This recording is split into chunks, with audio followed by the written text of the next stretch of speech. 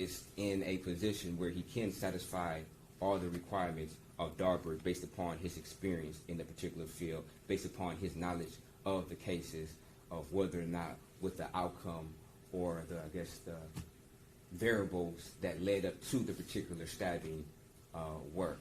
And he can give his opinion on that particular case. He's not saying, oh, this is 100% sure the case of it, but based upon my experience in this particular field and based upon my knowledge of this subset of the field, I can opine as to this is a probable situation. Not definite, but an expert can give their opinion. It's not saying for sure this is, just like an expert could give it hypothetical. So the article you gave me listed several different stabbing incidences, and only in one of them did they talk about some sort of chart. What was it again?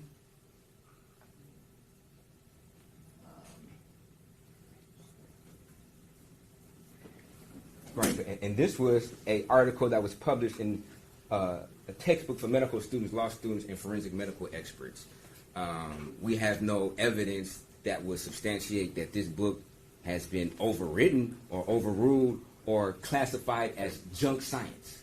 But he's giving instances of certain cases that they knew all the facts about and already had the trial and already concluded the trial, and then he was drawing some sort of statement just on that one case. But and I believe that's just in this particular article.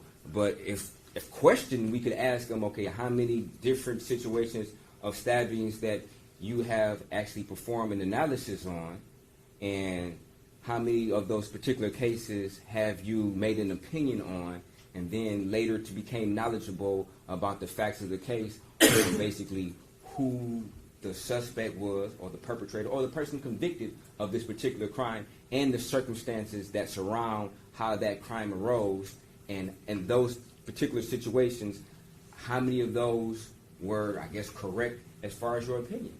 So that's not a forensic pathologist's job. Their job is to determine cause and manner of death, to not opine about the circumstances behind that. They look at the body to determine cause and manner of death. That is textbook what a forensic pathologist does. Right, and to opine about cause and the manner, emotional state of someone while inflicting these wounds is not their purview. And he even says it himself. You'd look at a psychologist, but a psychologist or psychiatrist would still have to interview the person. Right, so, as far as their state of mind, as far as whether or not, what type of diagnosis they have, whether or not they're schizophrenic, whether or not they're manic depression, yeah. I mean, that may be going beyond the scope, but I believe he would be in a position to testify whether or not this is an emotionally charged crime of passion based upon his expertise in forensic pathology, because they do say cause and manner. And this would fall under those particular subsections of cause and manner of death, of whether or not somebody was murdered as a homicide. It was a cause of death, it's a homicide. And I believe he would be in a position, based upon his 40 years, to opine whether or not, based upon the injuries that he sees, is it conducive or consistent with being a crime of passion versus a random stabbing, on where the injuries were on the particular individual. Every time a medical examiner or forensic pathologist has been on this stand, I've been told that the purpose is to determine the cause and manner of death. That's the purpose of an autopsy. That's what their expertise is in. And cause meaning stab wounds, and the manner being either homicide, suicide, accident, natural or unknown. And the definition of homicide is death caused by another. And so, obviously, a stab wound is a death caused by another. Right. That has nothing to do with the intent or anything behind it, or the mental state of the person that conducted that. Well, we're not necessarily saying the mental state. What was that person thinking at that particular time? Well, that's what that opinion is saying. And it could just as easily have been that the person is fighting like hell to keep alive. So yeah, and I think the jury should hear that, and they should give whatever weight to it that they want to give to it. the jury can conclude based on the injuries what they want to conclude. Okay, and that's true. But he is not an expert in the mental state of that person that's committing the crime. He is an expert in determining the cause and manner of death. Right, but I believe he's an expert in looking at the injuries and determining, based upon his experience, on whether or not this is a crime of passion, a mostly charged crime, versus a random stabbing of somebody, whatever, trying to rob somebody, or just a random stabbing of two strangers. It's his 40 years of experience of processing and analyzing this particular data, looking at nothing but individuals after they died. Hundreds upon hundreds of stab wounds. And he would come to knowledge of what the circumstances that led to that are. So that would go into his expertise. He's not just disregarding all that evidence on a case by case. He's consuming that, and he's processing that, and then it's taking that with the totality of his other type of knowledge and experience and training, and he's coming to a conclusion and formulating an opinion based upon that. And I believe that he should be in a position to do so. He has 40 years in the field. He's not just an individual who just jumped into this particular industry last month and he's just making some conclusion. This is based upon years and decades upon decades upon decades of tried and true analysis. And the jury can take forward, like he can cross-examine them, and the jury can take from it what they want. They can be like, okay, we don't believe that he's in a position to make that opinion. And they can give whatever weight to it that they want. But I believe he should, based upon his experience, should be in a position to at least say what his opinion is. He's not saying that, oh, this is a fact, this happened. I know 100% sure that these are the circumstances of the case. But based upon my looking at the evidence, based upon my experience, this is what my opinion is of the circumstances that may have led up to it as far as being mostly charged. Not the mental state, what the mental thoughts that were going through the person's mind at that particular time when they did it. Like, oh, I hate you because of this, or, I mean, we're not saying that. We're not trying to insinuate that he's going to testify to as to, oh, they were diagnosed with schizophrenia or depression or bipolar. We're not suggesting he's going to go that far, but he can say whether or not, based upon where the wounds are, that it appears to him that this is an emotionally charged. The amount of wounds and where they are. Judge, may I add something to that? And based on the fact that the court just indicated that it could also be that she was fighting like hell, I believe that in and of itself, the court having that opinion gives a question of fact for the trier of fact. That's just another reason to allow him to opine. And I think that predetermining what his particular expertise may or may not be, without even giving him an opportunity, without anyone questioning him as to where it was that he came up with the knowledge to be, or the background and knowledge to be able to even formulate this article, I think that would be essentially taking away a crucial quality of what he may bring. But counsel, it has to be regularly accepted science, and autopsies and determining cause and manner of death are regularly accepted sciences and processes. Attributing someone's mental state to injuries that are inflicted is not regularly accepted science. This article isn't even talking about that being regularly accepted science. He's talking about one case that he worked on where he knew the background of constant domestic violence and said it was an emotionally charged attack. He's not saying that it's any kind of scientific anything. He's stating the facts of that particular case. And I think that since he's here, he should at least be questioned as to that specific question. He's here. Let's just ask him that. Let's all come to a consensus as to whether or not he then can be deemed an expert in that based on how he answers the question, and then it can proceed from there. Because I think that based on his 40 years, Judge, and based on what he is opining, that would be weight that could be given to the jury. The same way the court said it could be her fighting like hell, it could also not be, and that could be a question of fact for the trier of fact. But that's not within the purview of a forensic pathologist. It could The be purview within is cause and manner of death.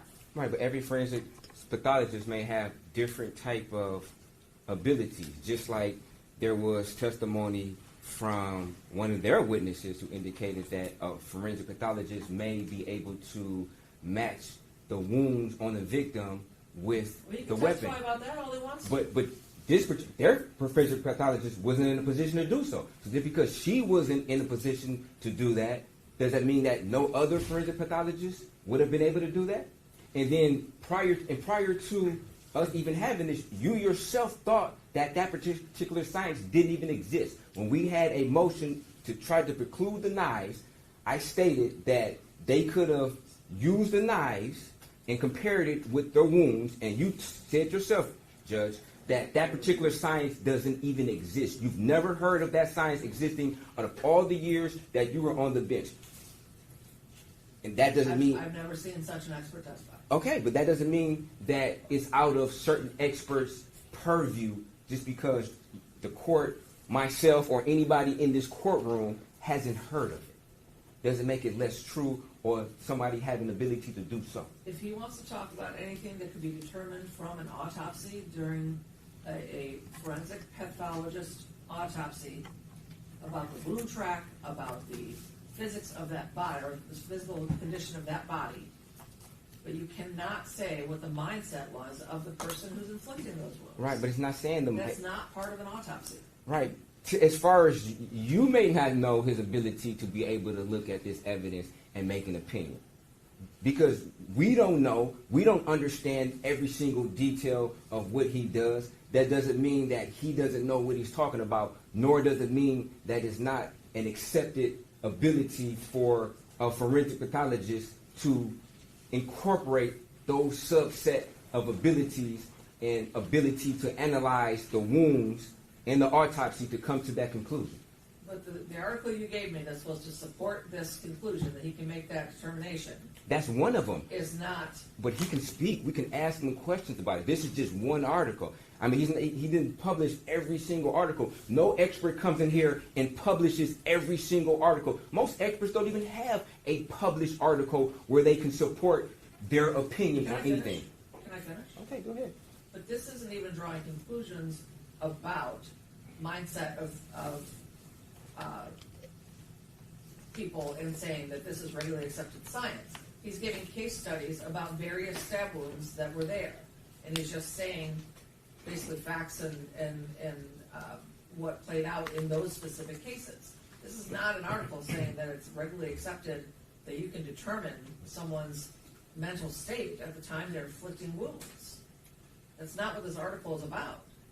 He's just talking about various stab wounds. Okay, but if he's questioned and he can be cross-examined, he can be questioned on whether or not, in his experience, in his 40-plus years of experience, whether or not how many different stab wounds or stabbing cases that he has analyzed, and whether or not he has followed those cases or made an opinion on what the cause or maybe circumstances that surrounded that stabbing would have been, and then at the conclusion of that case, what what the cause was or the circumstances was involving those particular stabbings, and whether or not he has experience in being correct or incorrect in his opinions.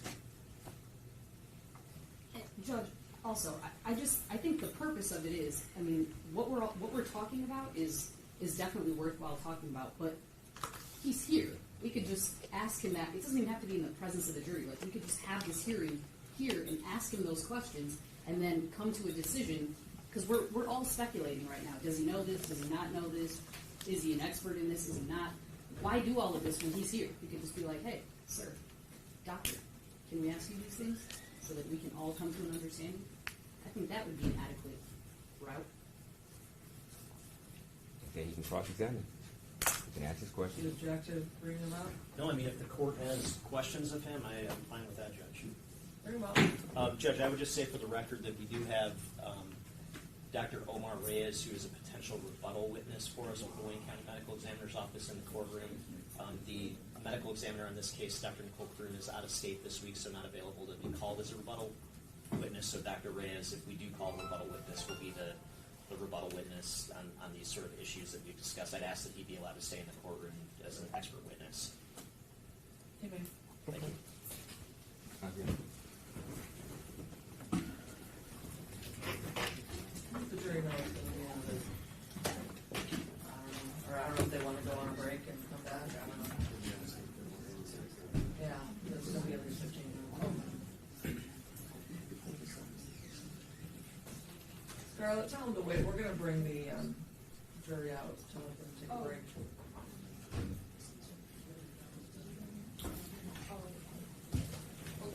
We're going to send the jury on a break.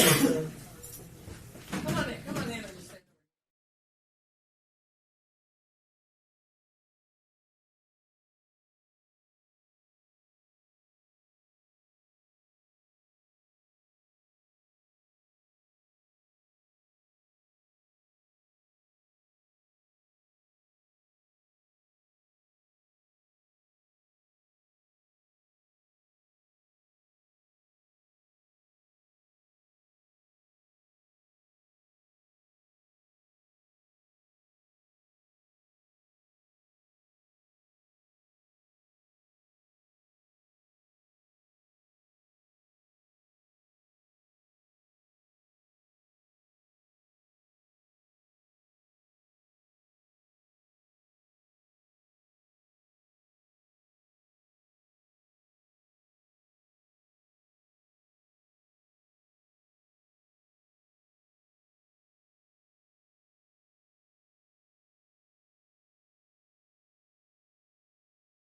You can come around behind the bench and please stand.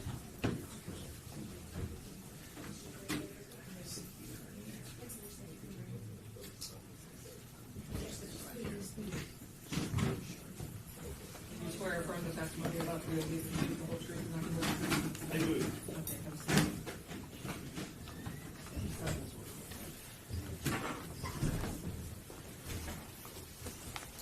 Give me 1 second before you start your questions.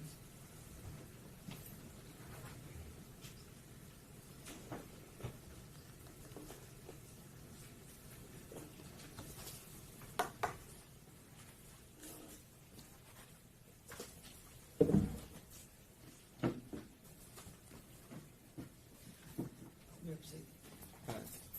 Oh, I'm sorry. State your name and spell it for the record, please. I will, Your Honor.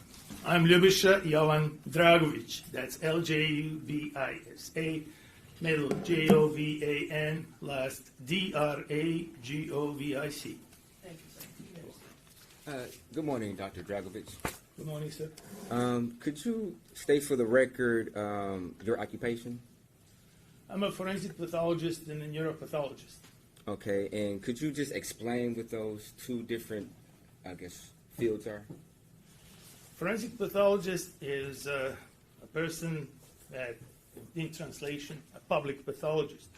Word forensic comes from Latin word forum, defining a public gathering place. And forensic pathologist is someone that is called upon to either investigate certain circumstances related to a death or to interpret the evidence obtained during those functions, during those investigations, and interpret it for the benefit of the public. Okay. And when you say interpreting, I guess, circumstances concerning the death, could you elaborate a little bit on that? Well, the statutory requirement for any death investigation calls for establishing the cause of death and the manner of death. And the cause of death is based on the documentation of any departures from normal on the outside of the body or within the body, and demonstrating that as an anatomical finding. And then the manner of death is assessing the circumstances that surround the particular death. And there are 5 general categories whirled around of manner of death: natural, homicide, suicide, accident, and undetermined or undeterminable, which is the last category, the sort of situation of scientific refuge, because there may be no answer to some questions regarding the classification of the manner of death. So those cases that are classified as undeterminable stay open cases. The previously mentioned natural death is a situation where death results from internal forces, the forces from within our body that are detrimental to our life. Okay. Depending on lifestyles and whatnot, the degenerative processes like atherosclerosis, hardening of the arteries, heart attacks, tumors, malignant tumors and complications, various infectious diseases, and so on. Okay. The homicide is a broad category. It's a category where death results from demonstrable purposeful act of a person or another person or persons. There has to be a demonstrable purposeful act. Suicide is a narrow category where the I'm sorry, I don't mean to interrupt. Okay. We have a jury. Okay, yeah, okay. Can we We'll direct get- the okay, we'll- questions directly to the question? Okay, absolutely, absolutely. Okay. Now, doctor, are you able to, based upon, and how long have you been practicing in the field? 38 years plus, 38 years, okay. And above 38. okay, and just give us an estimate, and as far as your 38 years, a ballpark figure of how many different, I guess, bodies have you examined and did an analysis on? Thousands. I don't keep track of that. Okay, absolutely. And as far as your ability to give an opinion, is it based upon any type of training you may have underwent in schooling? Yes, it is based on specialty training that entails medical school, entails training in anatomic pathology, and being board certified in that specialty, training in as a fellowship in neuropathology and being board certified in that specialty, and training in forensic pathology and being board certified in that specialty. Okay. All of that happened in the last century, back in 82, 85, and 87, Okay. sequentially. And doctor, you prepared a draft opinion. Have you reviewed the autopsy concerning the case of the death of Samantha Woll? Yes, sir. Okay. And you prepared a report, a draft report, where you indicated that, in your opinion, the overall pattern of inflicted sharp force injury suggests an element of emotionally charged assault. Correct? Yes, that was my impression based on the findings documented in evidence. I did not finalize or prepare the report because I did not have enough evidence to finalize it, and that is the essential problem with this case that I see, because the autopsy was incomplete. The investigation was incomplete. Okay, and how did you come to that opinion that you believe that there was an element of a emotionally charged assault? What type of evidence were you looking at? The injury pattern, there was stab wounds to the head and neck area, and there were multiple stab wounds that give the impression that whoever carried out this apparently was in some degree of anger, if you want, or emotionally charged, or whatever. I wasn't there. I cannot assess that. This is what I suggested then, that additional experts should be brought in to evaluate this. Okay, and do you have any experience as far as coming to I guess, looking at cases where you've made a conclusion or an opinion that there was some type of emotionally charged element to the crime? Well, I wrote a chapter for a textbook of forensic medicine where at least 3 cases, 3 examples are in the chapter of sharp force injury, that defining this type of situation, an injury pattern that gives the idea of some emotional charge of the perpetrator or assailant. Okay, has this article ever been accepted or rejected, I guess, in the broader scientific or medical community as being either factual or being, I guess, junk science, for a lack of a better word? I don't know. It's an integral part of the textbook of forensic medicine, international textbook of forensic medicine. And is this book still in circulation? Yeah, it's actually in its 2nd edition. Okay. There were 2 editions. Okay, and have you ever read any type of literature that would basically contradict or dispel your opinions that were published in this forensic medicine 2nd edition book? No, sir. Okay. And is your experience on emotionally charged crimes only limited to the cases that you cited in this particular forensic medicine 2nd edition book? No, it's a pattern that is that has to be noted, first of all, observed and analyzed, and then documented and reported. Now, if there is something else that directly brings itself contrary to that pattern, well, I would like to see it. I would like to be confronted with it so that I can explain. Because I can only explain or try to interpret evidence, nothing else. I cannot create my own out of my mind evidence. It's the evidence that is to be interpreted as best as one can. I'm not clairvoyant, far from that. That has nothing to do with that aspect. Okay. So just to be clear, have you looked at multiple different cases other than what was cited in this particular book that you came to an opinion of whether or not it may have been some emotionally charged assault?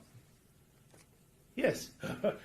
Over a period of so many decades, I have encountered all kinds of cases along the lines of sharp force injuries or other patterns of other type of injury, being by blunt force, by gunfire, or by. So this is the cumulative experience that forces me to observe certain patterns and comment on those. In no way in the business of making absolute conclusions on anything, but the patterns offering itself are critical, and I think it's important to bring them to the attention of the public or trier of fact or whoever is looking at it. Have you ever testified as an expert, as a forensic pathologist in court, and gave an opinion of whether or not you thought a particular stabbing or death was emotionally charged?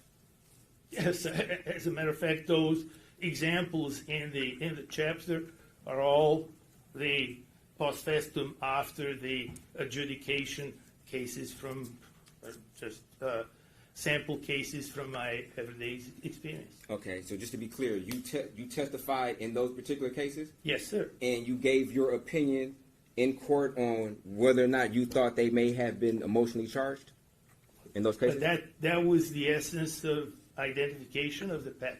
Yes, sir. Okay.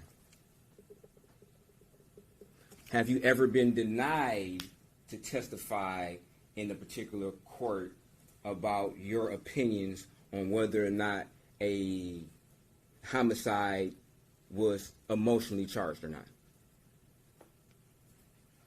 No. I mean, if there was a question put forward to explain, yes, I explained it.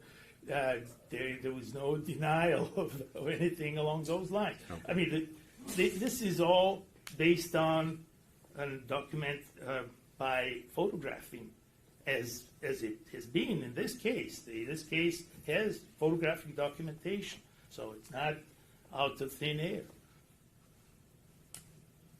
Okay, thank you. I think I have no further questions. I mean, I passed. Morning, Doctor. Morning. So just to be clear, in your draft report, you indicated that the aspect of this case about the injuries being potentially emotionally charged should be addressed by a forensic psychiatrist, correct? Yes, it's a suggestion, yes. And that's because you're not a forensic psychiatrist, correct? I am a forensic pathologist. Forensic psychiatrists, in my opinion, should be involved in assessment of the overall case and analyzing the interactions, because I was not there. I am not to talk about someone's state of mind. I can only interpret the results of someone's actions. Okay, but you would agree a forensic psychiatrist would be in a better position to potentially interpret the results of somebody's actions, or the underlying motives of somebody's actions, potentially? Absolutely. That's a specialty that deals with a sort of approximate mind reading and understanding someone's mind and someone's trains of thoughts. I am looking at different entities, at different issues. I'm looking at the body, findings in the body, and patterns of injury. And it's my duty to point out, to call to the attention the injury pattern that I observed. That's all. Okay, and as part of your statutory duties as a medical examiner, are you oftentimes responsible for preparing a death certificate? Yes, sir. And when you prepare a death certificate in a homicide case, is there a section of that certificate that asks you to comment on the mental characteristics of the perpetrator of the homicide? I don't believe so. Okay. There is there is a number of questions that need to be answered. How injury occurred, how death came, cause and manner of death. But the statutory requirements are different from that certificate itself. That certificate addresses why someone died and how that came upon this person and the time and you know the description of there is also a space for describing how the injury occurred under the circumstances, regardless of what caused death. Okay, but on the death certificate, you're not going to opine about the mental characteristics of the perpetrator of a homicide, correct? No, I do not even begin to opine about mental state of anyone because I'm not a psychiatrist. But you want to come into court in front of our jury in this case and opine on the mental characteristics of the perpetrator in this case? No, I am only pointing out that this pattern offers itself as a result of some emotionally charged situation. Whether it was big anger in the argument, whether it was some type of relationship, whether it's some lengthy fight, struggle that upsets someone, it is reflective of some emotionally charged activity. But I'm not inferring anything about the state of mind of anyone under the circumstances. We wouldn't even begin to do that. Okay, and your opinion that this was an emotionally charged killing, you cite this forensic medicine second edition chapter that you wrote on sharp force injuries, correct? Yes, that was my experience because upon completion of those cases and reviewing those cases, it was found that in a number of cases that I picked out, where there was emotional charge involved in by the perpetrator, whoever that was in those cases. and a family dispute, and a son who was apparently having some mental issues, killing his mom, and a lady teacher that killed her husband for not being faithful to her and the family. Those are the examples. Those are everyday examples from my practice. No, in those examples, though, you were familiar with a lot of the facts and circumstances of those specific cases, correct? That would be because those cases had been completed through the process of adjudication, and analyzed and written about, and so on and so forth. Here, I'm just bringing to the attention this as a pattern to be looked at. I cannot make any definitive decision based on that. Neither have I done so in this incomplete draft of my report. Okay. Thank you, Doctor. You're welcome, sir. Any redirect?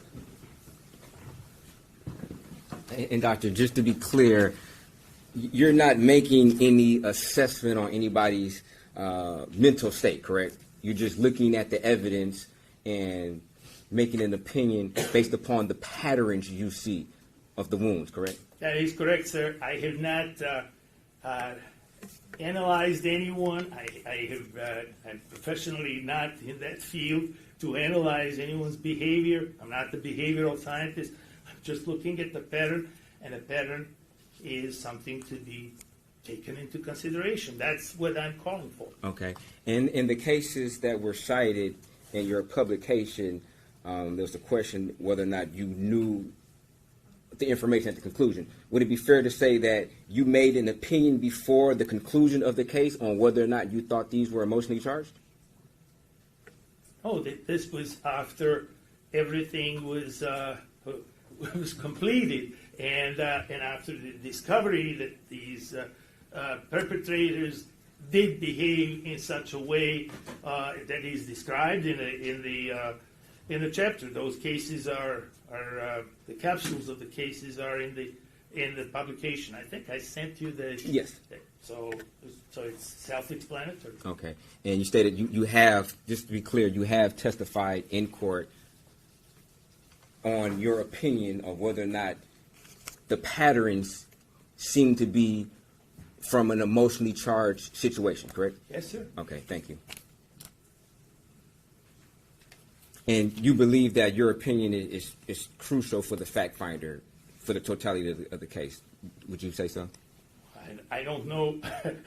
The fact finders find it crucial or not, but it's my duty as a public pathologist to call for the attention to that for everyone and anyone that is to consider it. Thank you, Doctor. No further questions. You're welcome, sir. Any cross? No, Your Honor. Thank you. Your duty is to determine cause and manner of death, is it not? As a medical examiner, Your Honor, yes. That's Okay. my statutory duty. Okay. And you said, I can't begin to opine about someone's mental state. Absolutely. Yes. So how can you opine that these injuries are necessarily caused by the emotionally charged state? Because of the pattern, of the multiplicity, and of the areas, the grouping of the injuries. That is the whole point of recognizing the patterns in forensic pathology. It does not necessarily come under statutory obligation in any state, but it is the duty, professional duty of a forensic pathologist to call for the attention on that. Whether people consider it or not, it's a totally different issue. I'm not trying to impose it on anyone. Well, you're saying two different things. In one moment, you're saying you can't opine about someone's mental state, and the next you're saying I can opine about the mental state in this case. Well, because someone's mental state may be deranged primarily. Other individuals' mental state is emotionally charged because of anger, or otherwise perfectly normal, sound person. So the the whole situation of emotional charge comes out in any possible environment, in domestic violence, whether the individuals are intoxicated, whether they're not sane, whether they're sane completely but upset with the reason or no reason. I mean, there is a whole spectrum of things that entails emotional charge, Your Honor. That's all I'm saying.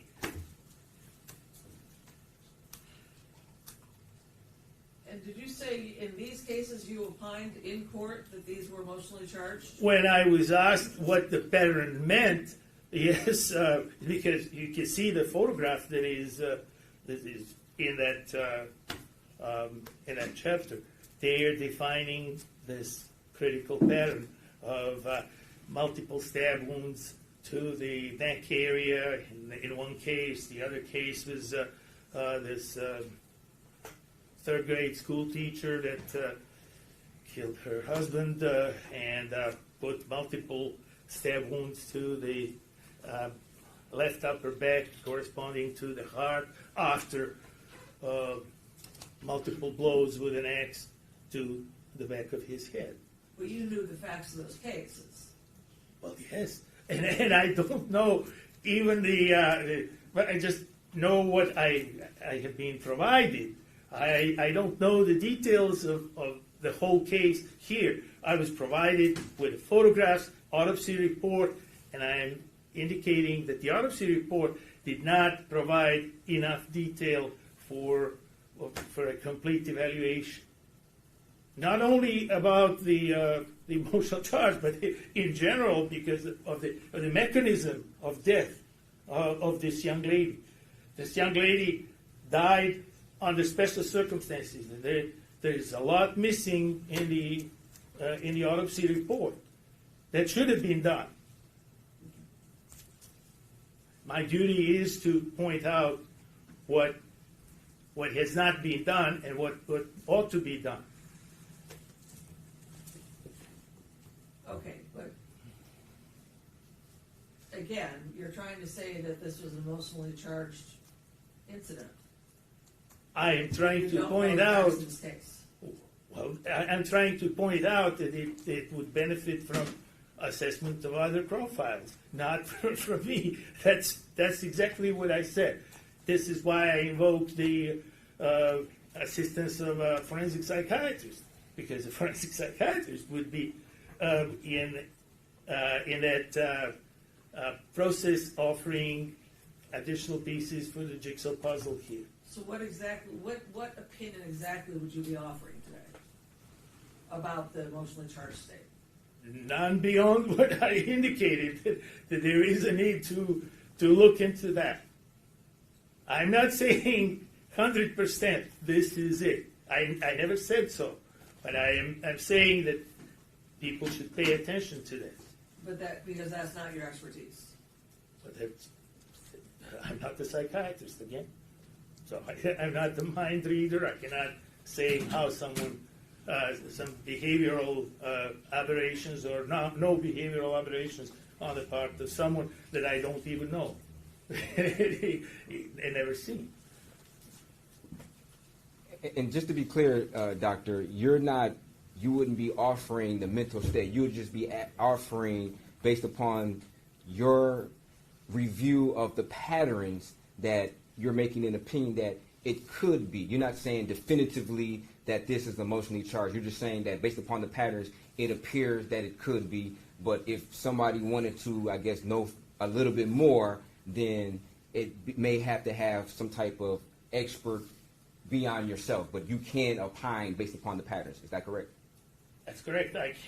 My opinions are limited because I don't have any additional information. But it is my duty to call for attention by whosoever may be available to address that. Any further questions? No, Your Honor. And Judge, I would just state that, they have a rebuttal witness. He should be able to give his limited opinion and preface it with, this is my limited opinion. Certain things weren't done, in this particular autopsy, but based upon the patterns that I see, based upon my experience, this is my limited opinion. And then they'll be able to have a rebuttal witness who will be able to testify on what he feels based upon the evidence, and then the jury can take those different testimonies and give whatever weight to it that they determine.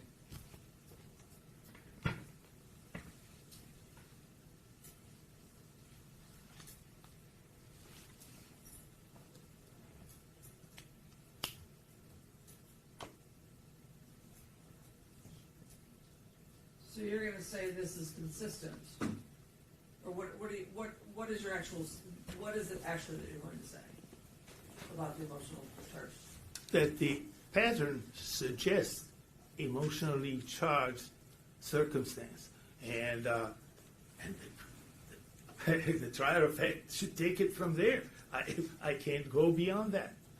It suggests.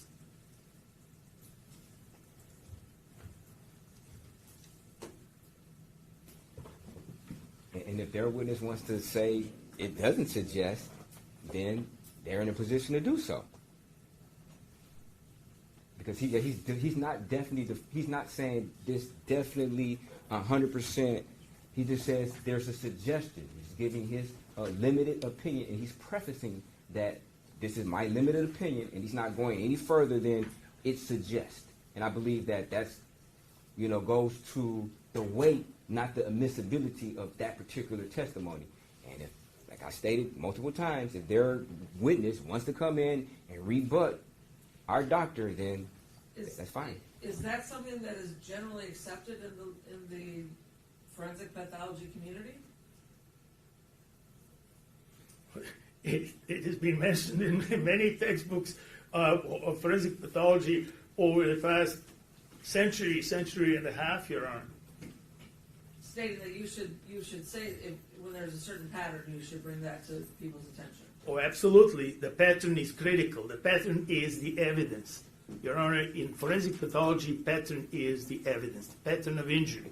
And by analyzing the pattern, one can document the type of tool or instrument or whatever it is. In this particular case, a sharp object like a knife, that offers it, but also the distribution of the injuries on the body. And the distribution is indicative of a pattern because it's limited to the back of the head, the neck, and front of the neck.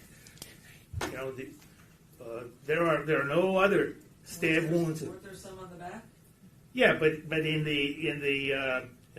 the bottom of the neck, basically.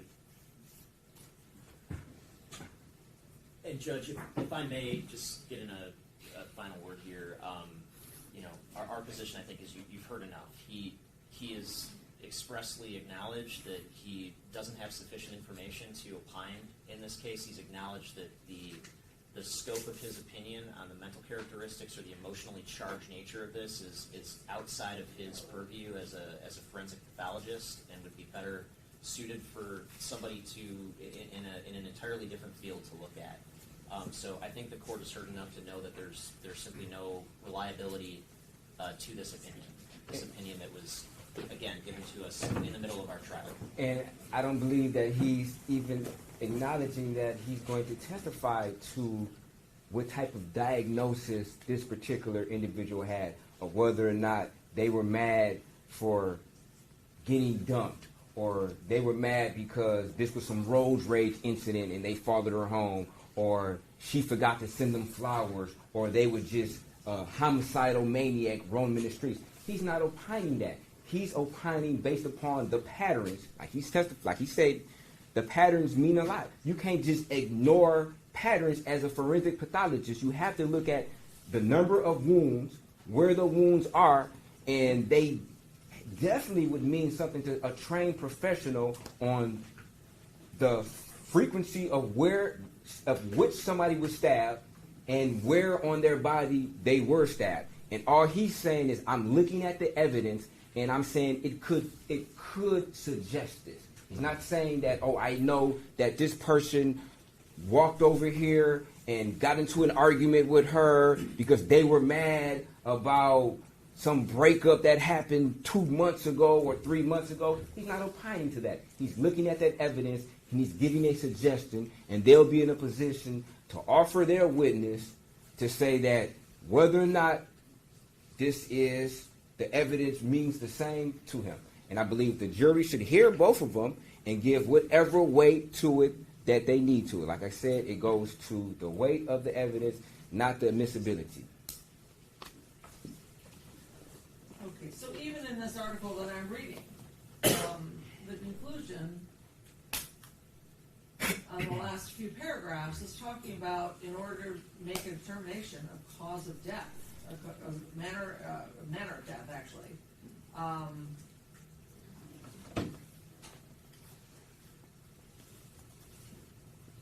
And it doesn't really talk about, in here, having to document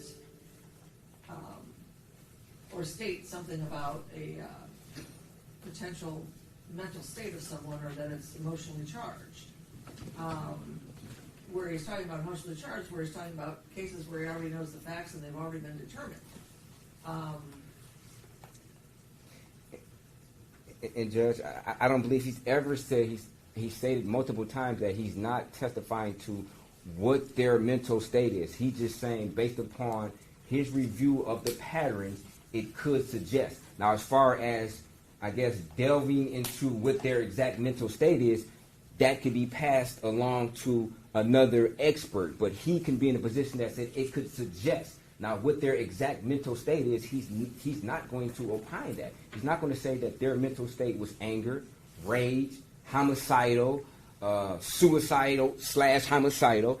He's not going to attest to that. He's going to say, based upon the injuries, this is what the patterns mean to him. And he's testified in court about giving an opinion about, based upon the patterns, never about what their mental condition exactly is at that time, but what it suggests. And then that's it. It's just a mere suggestion. And the jury can say, okay, your suggestion amounts to nothing to me. Or they can give whatever weight to it that they may feel is necessary, given the evidence that they saw and his interpretation of the evidence. I still think it's outside of what his purview is determining manner and cause of death. And Judge, I would state all the things he thinks is wrong with her autopsy, but that goes to state of mind of the individual. But he's not testifying to the state of mind. He said that multiple times. He's not testifying to the state of mind, and his expertise as far as giving opinions is not limited to this particular article. He said he's done it for a multitude of decades of accumulating this particular knowledge, of analyzing different cases, looking at patterns, because that's one of the duties. It may not be a statutory requirement of a forensic pathologist, but as a forensic pathologist, you would be not a good one if you didn't look and analyze the patterns, and those patterns didn't speak to you as maybe a potential emotionally charged state. But not the state of mind, but it could suggest this to me based upon my decades worth of experience. And I believe that should have to go for something, just because the totality of his career is not conducive to one particular article. That doesn't mean that he does not have that particular knowledge and expertise to give that limited opinion. Just like any expert. No expert comes in here and gives the totality of their knowledge in a published article. Most experts never have published in an article. So the fact that doctor has a published article should even go give more weight to his knowledge and experience in this particular, I guess, subset of the field. And he testified that he's testified as an expert, as a forensic pathologist in other courts, and gave a particular opinion. He's never been denied in any court of testifying as a forensic pathologist and giving his opinion of whether or not there is a suggestion of being emotionally charged. Not that I can definitely say what their state of mind is. I'm just suggesting based upon my experience and what the evidence speaks to me as far as the patterns, where they are, and how many of them they are. And I believe that the jury should hear this. I haven't heard anything that would deny the doctor from being able to give that very narrow, limited opinion. And he testified, and he can tell the jury, like anything else as far as, and I'm sure he will, just like he told the court now, anything else as far as the state of mind of the individual is beyond my purview. But my analysis of the evidence, it suggests that there may be, that's the key word, suggesting that there may. He's not saying that, oh, I know for a fact that this was emotionally charged by her ex-boyfriend or her neighbor who didn't like her because she used to play her music too loud. He's not doing that. All he's doing is looking at the evidence as any trained expert would and should do, drawing a conclusion and giving a suggestion. No expert is going to come in here and say, or should say, I know for 100% sure this is what I'm saying it is. It's a mere opinion, very limited. And they'll have an opportunity to rebut that. The jury will be able to weigh what their expert says against what he says, and they'll be able to draw their own conclusions on which weight they want to give more to our doctor or their doctor, and they may just throw both of their testimonies out the window. Who knows? But I think the jury should be in a position where they should at least hear it and give whatever weight they want to. Just like with their, I guess, trooper testifying about how long it took to run to. I mean, that's a separate issue, but nevertheless, in this particular case, the jury has heard things and they've been able to draw their own conclusions from people who are definitely not experts. But this doctor is an expert. He's testified before. This is not the first time. He didn't just wake up with this opinion and say, hey, this is how I feel about it. He's tried and tested in the field. Decades. Older than I am. He's been in the field longer than I've been alive. So I think that he should have that ability to at least give his limited opinion beyond the autopsy, whatever flaws they did in the autopsy. But beyond that, he should be able to give that very narrow sentence of what it suggests to him. Any further words? Judge, I would say we have Dr. Reyes available if the court wants to hear his take on whether this is a generally acceptable thing to do within the relevant community. And if he's a rebuttal witness, I think that he could testify in front of the jury, and the jury can hear both of them. And Well, then, if I get to hear your expert's opinion, then I get to hear the other person's expert's opinion. Thank you, doctor. You may step down, and we'll hear from Dr. Reyes. You, Your Honor.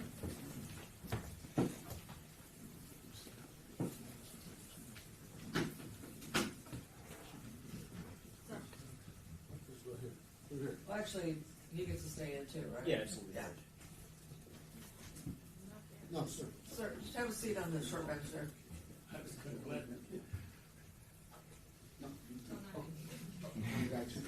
You're coming up to the bench. Come around behind the bench, folks.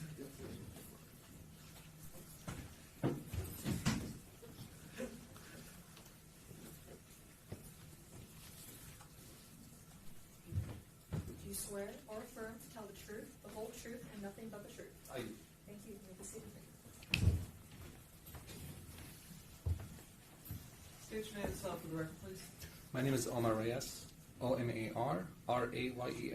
Thank you. You may proceed. And Judge, if I could just have some leeway to leave for a minute just to quickly establish qualifications and then kind of jump to the heart of things. Dr. Reyes, are you an assistant medical examiner with the Wayne County Medical Examiner's Office? I'm an interim deputy medical examiner at the Wayne County Medical Examiner's Office. Okay, and how long have you been with the Wayne County Medical Examiner's Office? 5 years. Okay, and are you, as part of your role, are you a forensic pathologist? Yes, I am. And are you a board-certified forensic pathologist? Yes, I am. And have you routinely testified as an expert in the field of forensic pathology in Wayne County Circuit Court over the last 5 years? Yes. And sir, in your line of work, is it common to be asked to testify about the emotionally charged or so-called emotionally charged nature of a particular incident? No. And why is that? Because the forensic pathologist can opine to the cause and manner of death, but cannot opine to the emotional state of the individual who inflicted injuries. In your view, is it accepted within the relevant medical community of forensic pathologists to be able to opine on the emotional nature of a particular incident? No, it's not accepted because the forensic pathologist isn't present on scene when the crime happened. And have you had an opportunity to review the autopsy photos in connection with the death of Samantha Woll? Yes, I did. And you didn't perform that autopsy, correct? Correct. In your view, is it at all appropriate to look at those photos and draw any inferences about the supposed mental characteristics of the assailant? No. And why is that? Because these injuries may help us identify the manner of death, the cause of death, but not the mental state of the individual who inflicted the stab wounds.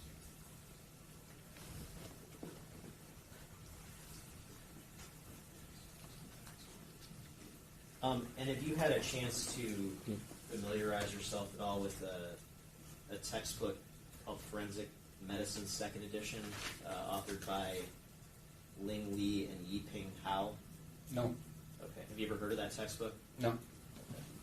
Do you know whether that textbook is being utilized in medical schools currently? It's not utilized in our office or the medical school that I'm in, Wayne State University. Okay. Do you know anything about that textbook? No, I don't.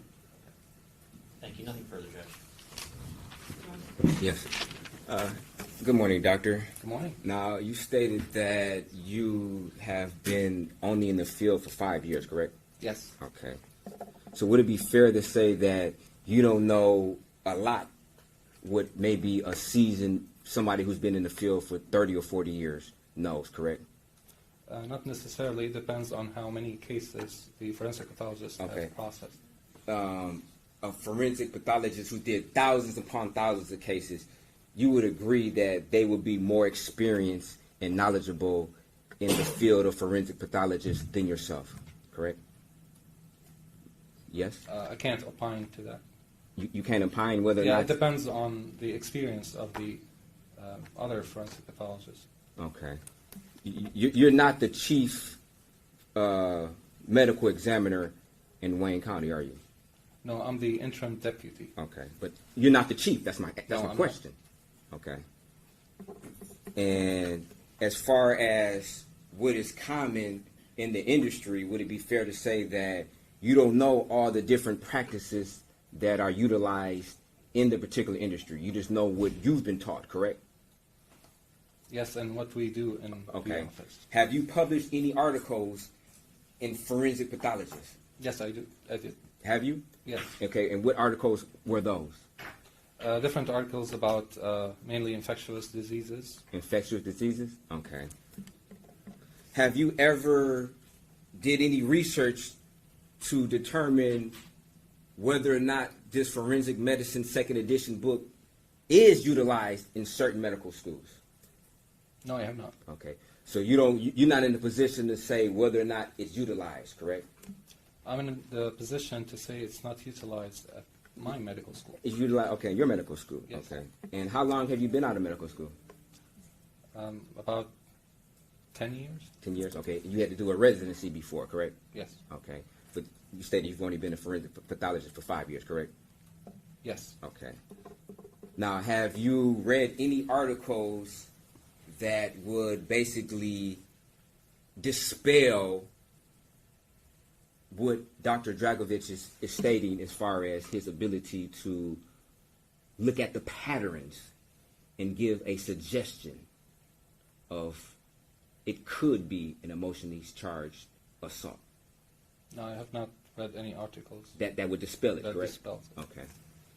Now, you would agree, you were listening to his testimony, correct? Yes. And you would agree that he made a distinction about being able to determine the mental state of the individual versus a suggestion of whether or not it could be emotionally charged based upon looking at the patterns. You would agree that he made that distinction that he could not determine the mental state of the person, correct? You heard that, right? Correct. Okay.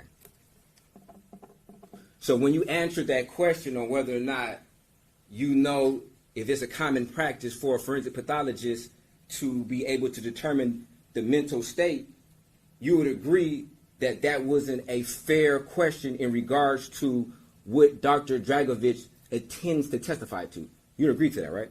Can you please repeat the question? Okay. The question was proposed of you of whether or not a forensic pathologist has the ability to determine a mental state, correct? Yes. And you stated that from your experience and your knowledge in the industry, that a forensic pathologist would not be able to determine somebody's mental state, correct? That's correct. Okay. You would also agree that Dr. Dragovich himself stated that he's not in a position to determine somebody's exact mental state, correct? Correct. Okay. He agreed that, he testified that he looks at the patterns and gives a suggestion, correct? Correct. Okay. Now, you would agree as a forensic pathologist, part of your duties is to look at the patterns of injury, correct? Correct. Okay. And when you look at the patterns of injuries, you can give a suggestion and draw some type of conclusion after looking at those patterns, correct? Correct. Okay. And that's what Dr. Dragovich intends to do, correct? Correct? Doctor? He's Doctor? giving his opinion about the emotionally charged state of the Okay. perpetrator, which isn't possible. You said it, but based upon the patterns, you testified, you just said that you're able to give a suggestion based upon the patterns and give some type of opinion based upon the patterns, correct? Yes, in regards to the cause and manner of death. Okay.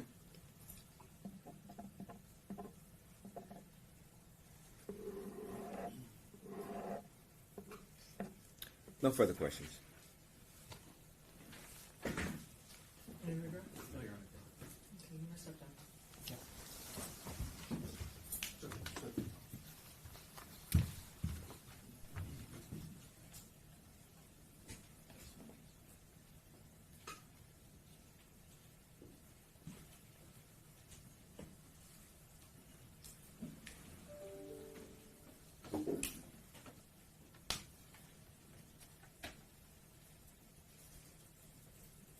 I'm just trying to read the rest of this article here Okay.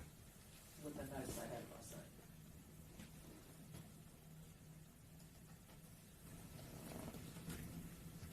Can I take a break? It's just gonna be like here.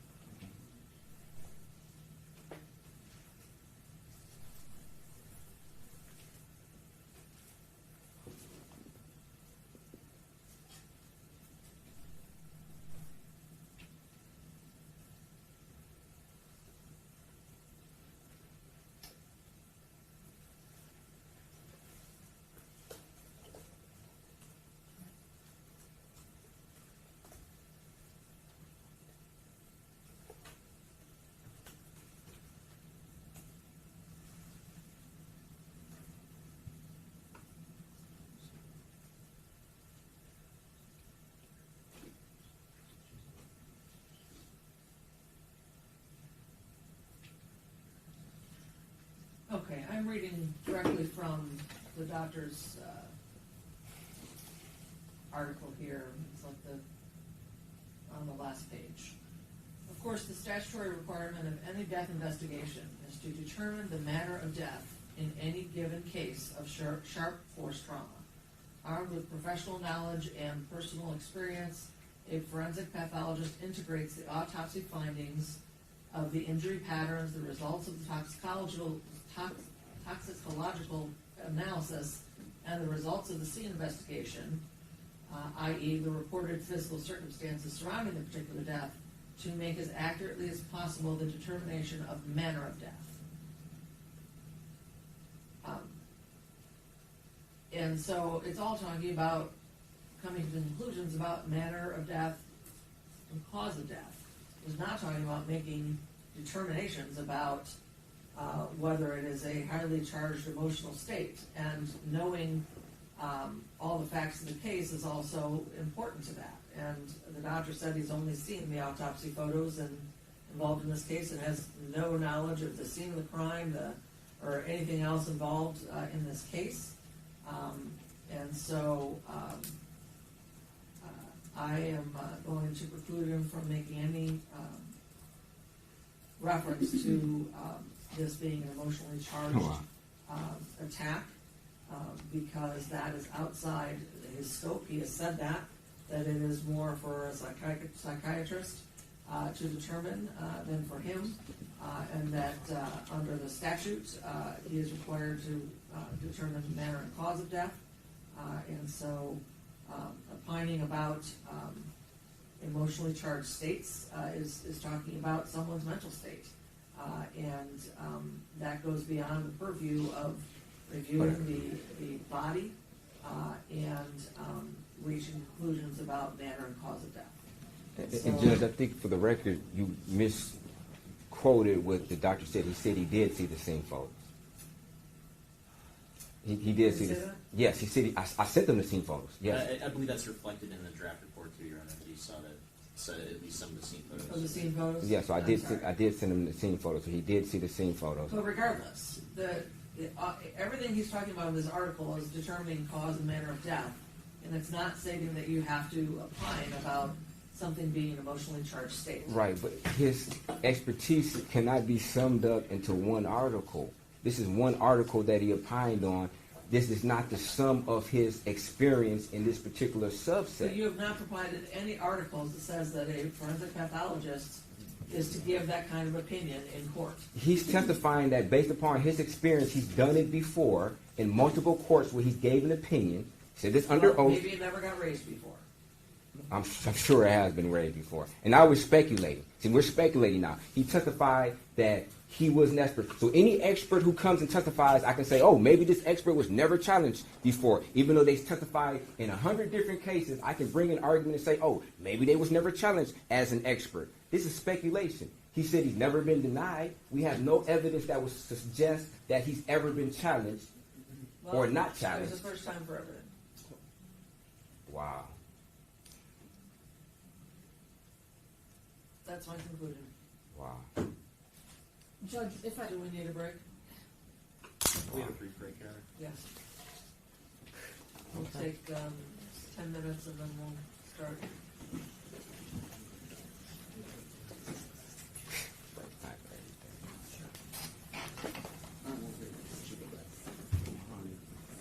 No, I'm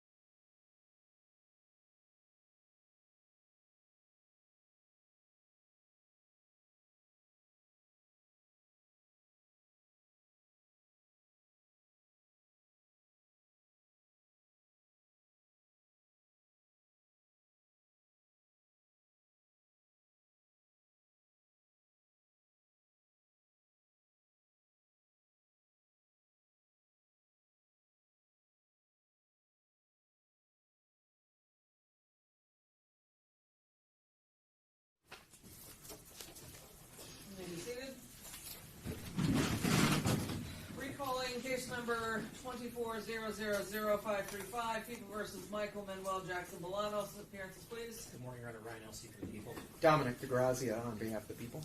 Brian Brown on behalf of Mr. Jackson-Bolanos.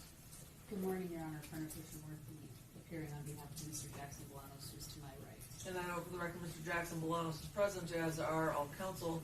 Our 14 jurors have returned to the courtroom, and we are ready to proceed. Sorry, we had to take care of some items outside of your presence, so we are ready to continue with the defense's next witness. Yes, the defense would like to call Dr. Dragovic.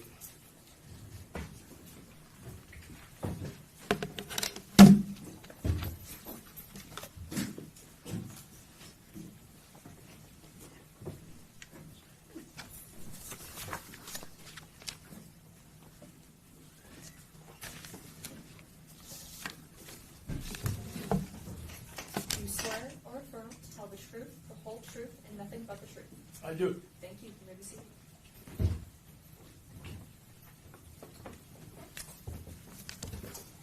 Good morning. Could you just state your name and spell it for the record? I'm Ljubisa Jovan Dragovic, Ljubisa, middle Jovan, last Dragovic. You may proceed. Thank you. Dr. Dragovic, could you tell the jury what your profession is? I'm a forensic pathologist and a neuropathologist employed by the Oakland County government. Okay. And can you just briefly explain those two subsets of pathology that you mentioned? Yes, forensic pathology means public pathology. Word forensic comes from Latin word forum, which is a place of public gathering, and in such a way defines the forensic pathologist as a servant to the public, called upon to present evidence and interpret the evidence in any situation that is of interest to the public in relation to someone's death. Okay. And how long have you been in this particular career practice? 38 years now. Okay. And to become a forensic pathologist, is there any type of school and or training that one must undergo?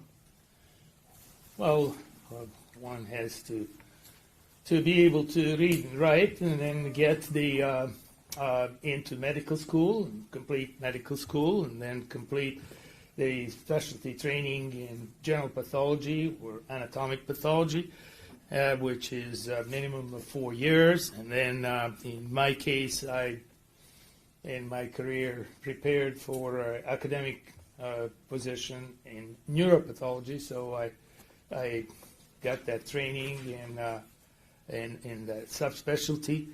And then by play effects and miracles, I was awarded Russell S. Fisher Fellowship Award back in 1986, which took me to Baltimore, Maryland, where I worked as a first Russell Fisher Fellow in forensic pathology and integrated the research activities of various medical centers around, including the NIH, Georgetown University, University of Maryland, Johns Hopkins. So that's how I got into this.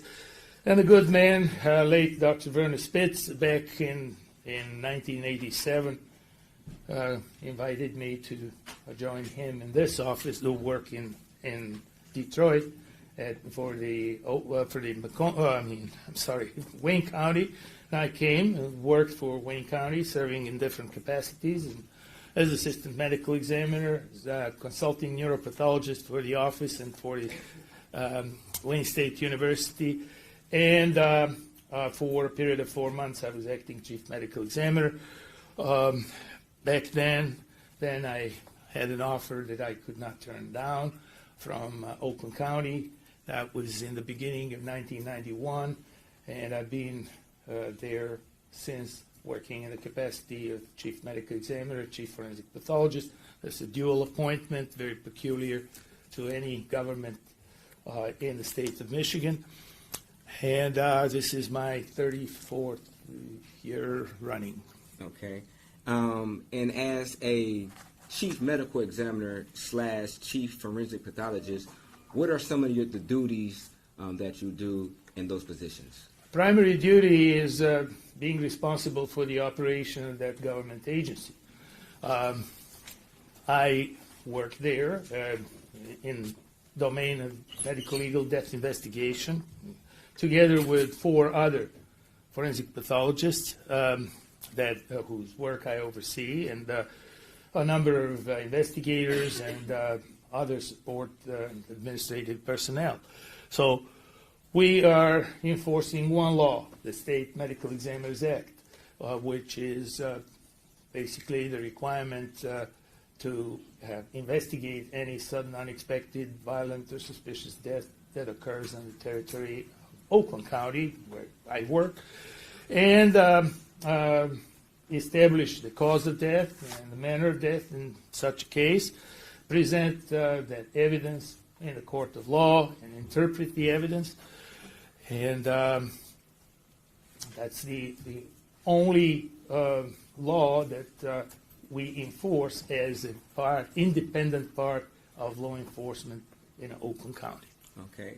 And the skills that you utilize as being the chief forensic pathologist in Oakland County, are these skills that you make up on the fly, or are these skills that are commonly used in the field of forensic pathology? Well, I presume we're talking about professional skills. Yes. Because the basic skill, human skill, in running a busy government agency is patience. And that you can't learn from professional exposure. You have to practice that daily, because things are happening, and it's the convoluted and complex way to come and establish the truth in many cases, and in some instances review cases from all over the place and find the errors that bring back the truth, because we're all in my opinion, in the line of unlearning what is untrue. And that's the basic skill. The professional skills are established through the professional upbringing, through the training in medicine, general medicine, training in pathology, and training in the subspecialties of pathology that I mentioned, neuropathology and forensic pathology, for which I am board certified. And have you ever testified in a court of law as an expert in forensic pathology? Yes, that's pretty much a common happening. I've been away for a couple of weeks, but before that, a couple of times, and within 3 weeks, several times in court. So it is a daily or weekly obligation, depending who requests my presence or who submits the subpoena, to address the issues that are of interest to the public. Have you ever been declined to testify as an expert in forensic pathology in any court? No. Okay. Judge, I would like to have Dr. Dragovich testify as an expert in forensic pathology, and I'll pass to counsel for any voir dire. No objection, Your Honor. Then this witness's testimony will be accepted as an expert in the field of forensic pathology. You may continue with the work that you did in this case. Thank you, Your Honor. Now, Doctor, you indicated one of the requests of a forensic pathologist is to determine the cause and manner of death. That is correct. Could you explain to the jury what that means, cause and manner of death? Cause of death is why someone died. Looking at the outside of the body, examining the inside of the body, the organs within the body cavity, and correlating those findings and offering a demonstrable anatomical evidence for a cause of death, why someone died. But people die of heart attack, people die of their brain being bashed by 2x4, or by being shot, being stabbed, being strangled, sustaining multiple injuries in a traffic collision. So all of those things are documented in the process of examination, and then an opinion is rendered about the cause of death and the manner of death. And of course, the evidence is presented subsequently in the court of law, in front of the jury, to be assessed by the trier of fact, so to speak. And Doctor, The manner of death, I'm sorry, I did not. The manner of death is how death came upon a person. It considers the physical circumstances that surround a particular death. And if the death is a result of physical functioning outside of the body, that is considered an unnatural death. And if the death, the particular death comes as a result of forces from within the body, the degenerative processes, hardening of the coronary arteries or other arteries in the body, infections and or tumors and various problems, inherited or not inherited, health-wise, that would constitute a natural death. But that has to be established. Then, as the unnatural categories, there are homicide, suicide, accident, and undetermined. Undetermined is basically where there is not enough information to be defined and presented in a logical fashion, so those cases that are deemed undetermined are left open, quote unquote, until further discovery or add-on information becomes available that can be factored in. Now, homicide is a category of death where death results from purposeful act of another person or persons. So they had to be a demonstrable purposeful act. For example, someone taking 2x4 and bashing someone's head. Someone having their sharp instrument and thrusting into the body. That's a purposeful act. There is someone shooting someone. Loading a gun is a purposeful act. Pointing a firearm in the direction of someone is a purposeful act. Pulling the trigger is a purposeful act. So all of those purposeful acts are critical and factored in determination of the manner of death. If this is a situation where the purposeful act is rendered by self and self only, then it constitutes a suicide. If anyone else is involved in that quote-unquote suicide, it's not a suicide anymore, it's a homicide, because it's a purposeful act of another person that is considered, regardless whether this is socially acceptable or not. Of course, in accidental death is a situation where untoward effects of someone's acts or actions result in someone's death. For example, driving at a high rate of speed and not seeing a pedestrian crossing, hitting that person and causing multiple injuries would be classified as accidental death. However, if a person has a purposeful act in mind by pinning down someone that they don't like to the wall with the vehicle or something along those lines, that constitutes a homicide, obviously. Acts of nature, volcanoes, earthquakes, tornadoes, all of those things are considered, including wild animals activity, are considered accidental deaths when death occurs as a result of mauling or earthquake or flood or situations caused by nature. Okay, thank you, Doctor. And were you requested to analyze some evidence concerning the death of Samantha Woll? Yes, I was provided the autopsy report, two toxicology reports, and some photographs, autopsy photographs in the form of PowerPoint, and I was provided scene of death or scene of death, basically photographs as well, and the police report. Okay.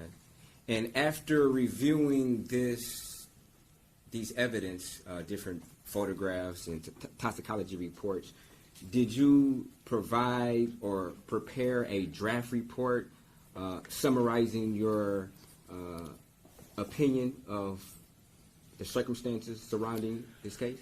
I prepared a kind of half report, not a complete report, because I needed some more information, primarily from the autopsy, in order to provide a detailed report. So that was it. It was an informal communication that I forwarded to you, just so because I came to a knowledge about this matter approximately a month and a half ago or so. And you provided that communication, would you say, with June the 12th, would that be accurate? Okay. That is accurate, sir. That's just before I left the country. Okay. And when you stated that, in your opinion, the autopsy was incomplete, could you, I guess... No, I'm sorry, did you state that the autopsy was incomplete? Yes, sir. Okay. Could you explain what you mean about the autopsy being incomplete? Well, we're dealing with here with the investigation of homicidal death where there were multiple stab wounds. In none of these stab wounds there is an associated description what specifically was injured to cause the bleeding from the tissues, whether there were vital organs injured, whether there was a major blood vessel injured. There was no depth of penetration established and reported in the report. In one, there is an indication that there was injury to the voice box, and there is a comment about hemoaspiration. But then subsequently, there is no finding addressing what actually happened with the voice box and where is this evidence of hemoaspiration. Because everything else was normal, the windpipe was normal, the lungs were normal. There was no description of the brain in this case where there was penetration of the knife through the left side of the back of the head that went clearly through both the skull and the hard coverings of the brain, and there was evidence of penetration into, I believe, into brain tissue, but the brain photograph was not provided, and there was no explanation of that type of injury, because that injury, if what happened is, and I can anticipate that because of the degree of penetration of the knife there in the picture, the inside of the skull was something significant. Whenever the cortex of the brain is injured, there is a question of loss of consciousness. And loss of consciousness played a role in the mechanism of death, I believe, played a role in the mechanism of death of this individual. So I cannot, I mean, let's face it, there is a diagnosis of a cause of death, multiple stab wounds.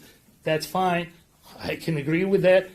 The manner of death is homicide. But what happened to this young lady that underwent this horrible situation? What actually happened? That is a missing interval that I cannot reconstruct from what I received as the autopsy report generated. And that's why I could not further elaborate on anything there. Okay. Now, you stated there, in your opinion, could be a loss of consciousness. Based upon the limited information that you were provided, could you opine on whether or not, if there was a loss of consciousness, could consciousness be regained prior to death? It is possible because this is a localized injury. But that, the brain is described as normal. The brain does that. The description of the brain is clearly indicating normalcy. So I cannot comment beyond that. But if the brain is injured, as I believe it was injured in the back of the left hemisphere, there would have been an injury to the cortex, and that could result in loss of consciousness. Because of the limited injury, the consciousness could have been regained over a period of time.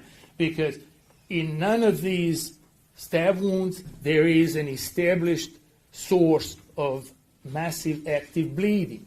And then there is an indication that the victim was injured inside the house, and then subsequently the victim was found outside of the house at the near the entrance of that apartment. Okay, and you also stated that there was not any calculations of the depth of the wounds. Is that something that is maybe important to do in analysis? Well, the depth of penetration is one aspect that needs to be addressed because it certainly helps define, or may help define, the instrument that was inserted and interrupted the integrity of the body. That's the importance of it. Furthermore, the depth of penetration entails analysis of the surrounding tissues.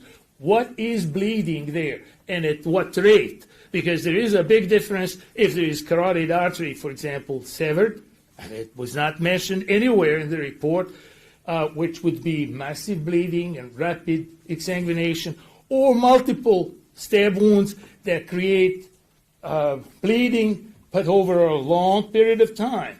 And that long period of time, depending on all of these details and circumstances, can take from many minutes to, who knows, maybe a couple of hours. So this is the problem with this report, and I'm obliged to share where the problems are, where the shortcomings are, because everybody has to make a decision on the basis of information or lack of information.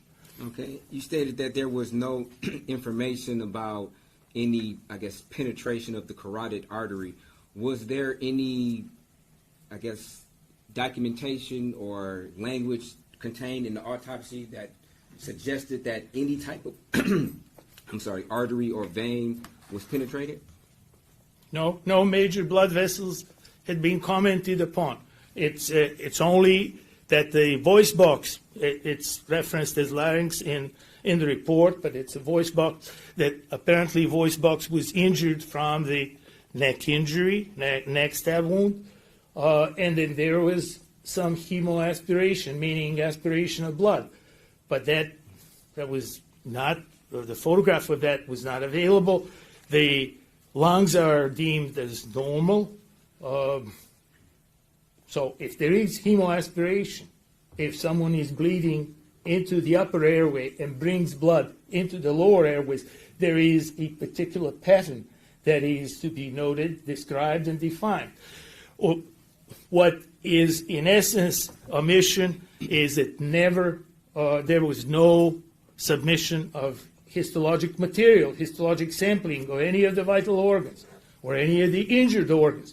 There is no histologic sampling of the lungs. There is no histologic sampling of the brain, so that we can see that if this victim survived for a number of hours, let's say, there would have been development of anoxic encephalopathy. And that is a diagnosis that provides the information to define the jigsaw puzzle of this case. So these are the things that bother me as a forensic pathologist at seeing something like that in a case like that, in a situation that deserves a very detailed investigation. A very detailed investigation, because the devil is always in the details. Pardon, Your Honor. In your review of the police reports and all the evidence that was presented to you, did you see any mention of any type of, I guess, suggested knife that could have been used? I cannot make a definite comparison of any kind, because the matching of the knives. Apparently, there were some knives there. There were knives at the scene, but the scene was not identified with particular instruments that might have been used in this assault. Okay. Were you able to review any toxicology reports? Yes, the toxicology report, there were 2 toxicology reports, as a matter of fact. I believe there was, if I'm not mixing up things on, so please bear with me for just a second.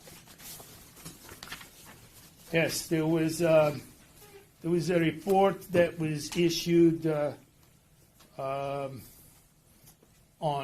November 4th, and then there was a report that was issued on November 24th of 2003.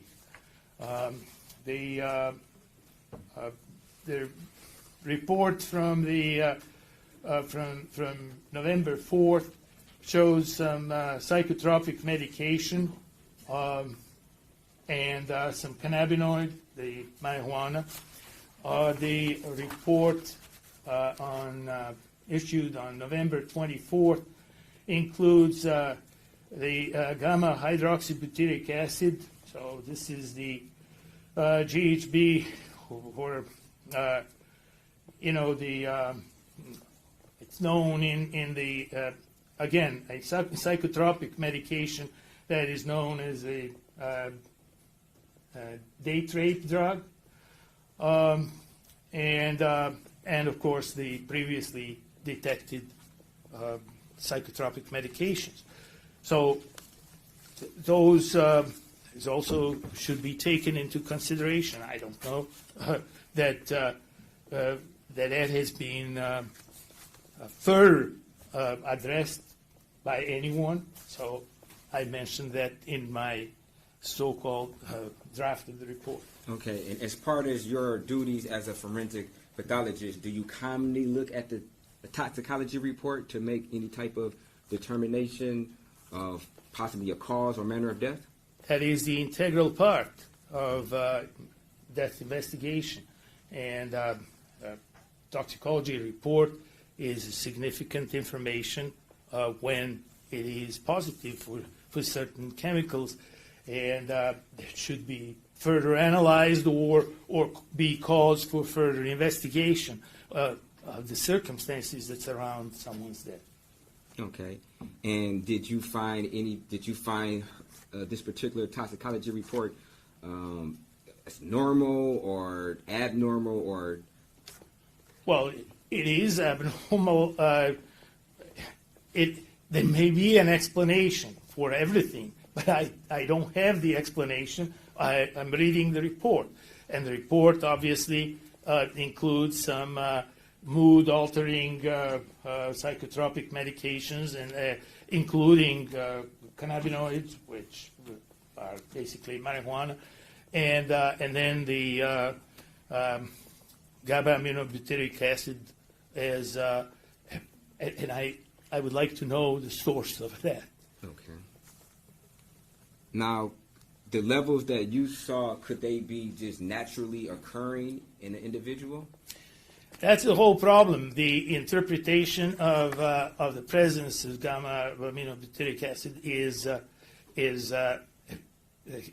to be done very carefully in view of the potential of endogenous production. On the other hand, the other psychotropic medications like zolpidem, like bupropion, and cannabinoids are obviously taken from they're not endogenous production. Okay. Now, as part of a forensic pathologist, I guess, purview of abilities, could yourself, if you had a particular knife and you were doing an analysis on the body, could you possibly try to compare the wounds on the body with a potential knife to see whether or not this knife could have caused those particular wounds? Well, that's the ideal process. And if that knife is, or suspected knife is brought in and checked against the findings, established the established dimensions of the wound, particularly the depth of penetration, it all ought to make sense.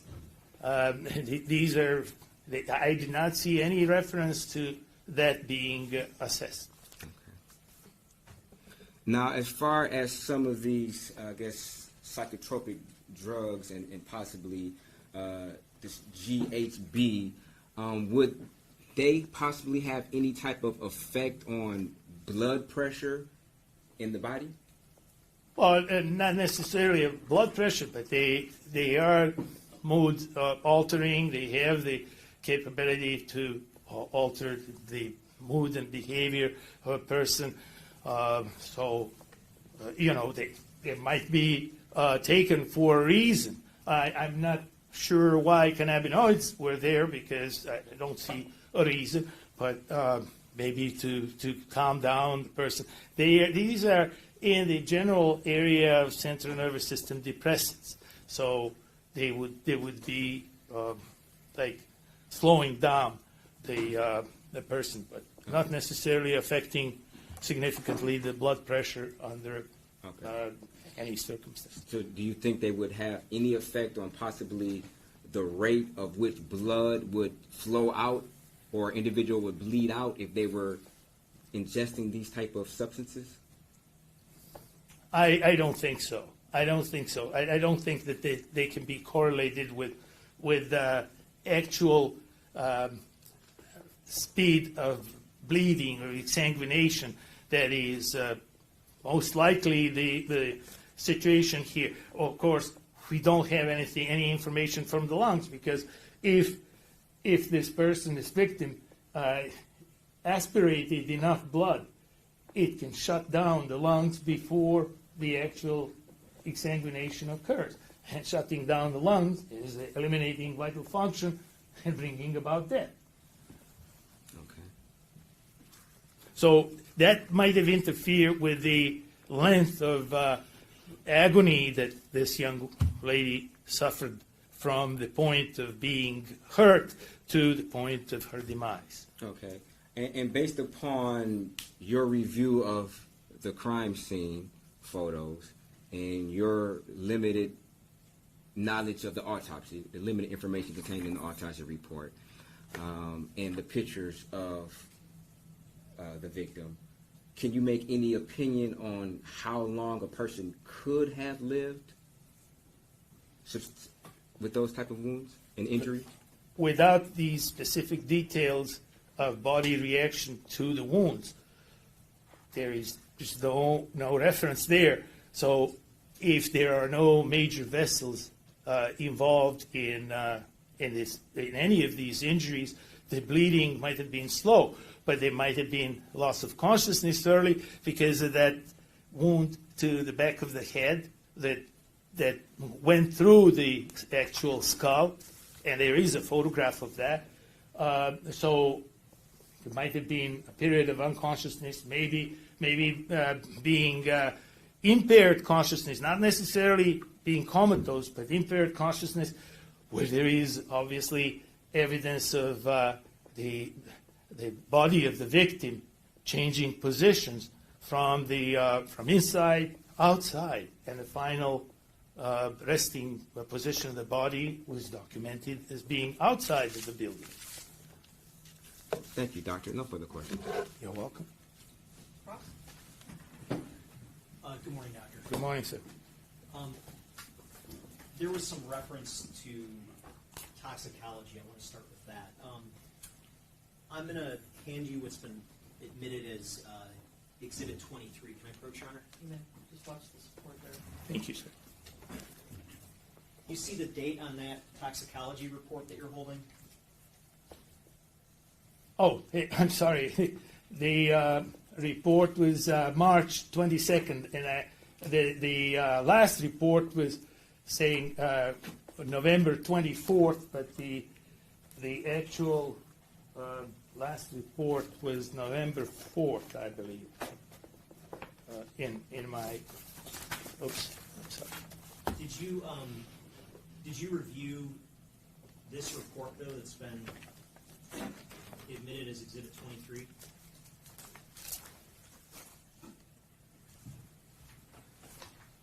No, I don't have that one. So you don't even have the toxicology report that is the most recent toxicology report that was admitted at this trial? No, I received those two. Okay, so you received the earlier toxicology reports and not the latest one that's actually admitted at this trial. Obviously, these are two different documents because they have different dates. Could you look at, if you look at Exhibit 23, you see this, the level for GHB that says 8.3 micrograms per milliliter, is that correct? Yes. And if you go down to paragraph 5 on page 3, you see where it says GHB is found at concentrations up to 80 micrograms per milliliter in refrigerated NAF preserved postmortem blood, even with no antemortem exposure to GHB. Do you see that? Yes. Yes. You have no reason to doubt that, correct? No, I actually supplied 2 articles about endogenous production that are attached to my so-called draft of the report. Okay, and this level of 8.3, that's much less than that 80 micrograms per milliliter that is commonly observed as even being endogenous levels of GHB, correct? Yes, sir. Okay.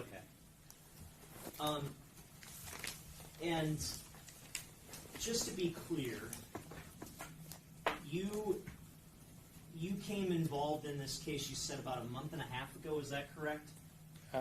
Roughly, I think it was at the end of May, sometime in May. I don't Sometime remember. in May. And you understand the trial in this case started on June 10th? Oh, I understood that because I was informed about that, and they needed some assistance, and I said, well, this is all I can do. Okay, and you provided a draft report on June 13th, is that correct? That's the date of your draft report? Yes. And that was after this trial had already started? Nothing to do with the trial. It has something to do with me being busy and going away. So I just provided what I thought at the time, and I still don't think much more than what I indicated there, sir. Okay, and your baseline conclusion in your draft report was, quote, all of the above listed issues contribute to the complexity of the case, the answers to which may or not be available to the trier of facts. Hence, given my time constraints to generate this communication, I may have many more questions than actual explanations. Is that Yes, correct? sir. Exactly. Okay. And so you didn't do the autopsy in this case, correct? That is correct. You got a subset of information from the defense attorney, correct? Yes, sir. And that defense attorney is paying you to testify today, correct? No, he's not. He's not paying me. I'm not getting anything for this. My government will submit the bill for my time in court, but no penny goes to me. Okay. I do all criminal cases pro bono, sir.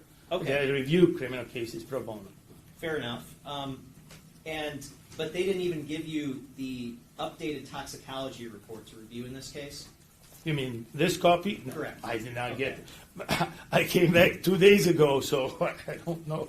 And you didn't ever communicate with Dr. Nicole Kroon, who actually performed the autopsy in this case? I don't know the person. You never picked up the phone to call her to ask her about her measurements of the sharp force wounds? They were not in the report. But you never called her to discuss her findings. Is that correct? Well, that's correct. I wasn't even in the country for the past 2 weeks. So you know, if there was an indication that the information was available. I'm just asking yes or no. You did not contact No, her? no, I don't even know that lady. Well, I presume it's a lady forensic pathologist. I don't know Okay, who and she you is. were aware that you could have been inside the courtroom when she testified on June 13th, the same day that you issued that draft report. No, I could not be in the court at that time because I was tied up in different courts, in different places. Okay. Did you ever review You're aware that this case has been streamed online and it's broadcast on a daily basis. Is that correct? I don't know. I was in France, sir. I came back on Sunday. But you never reviewed Dr. Kroon's testimony? No, sir. Okay. And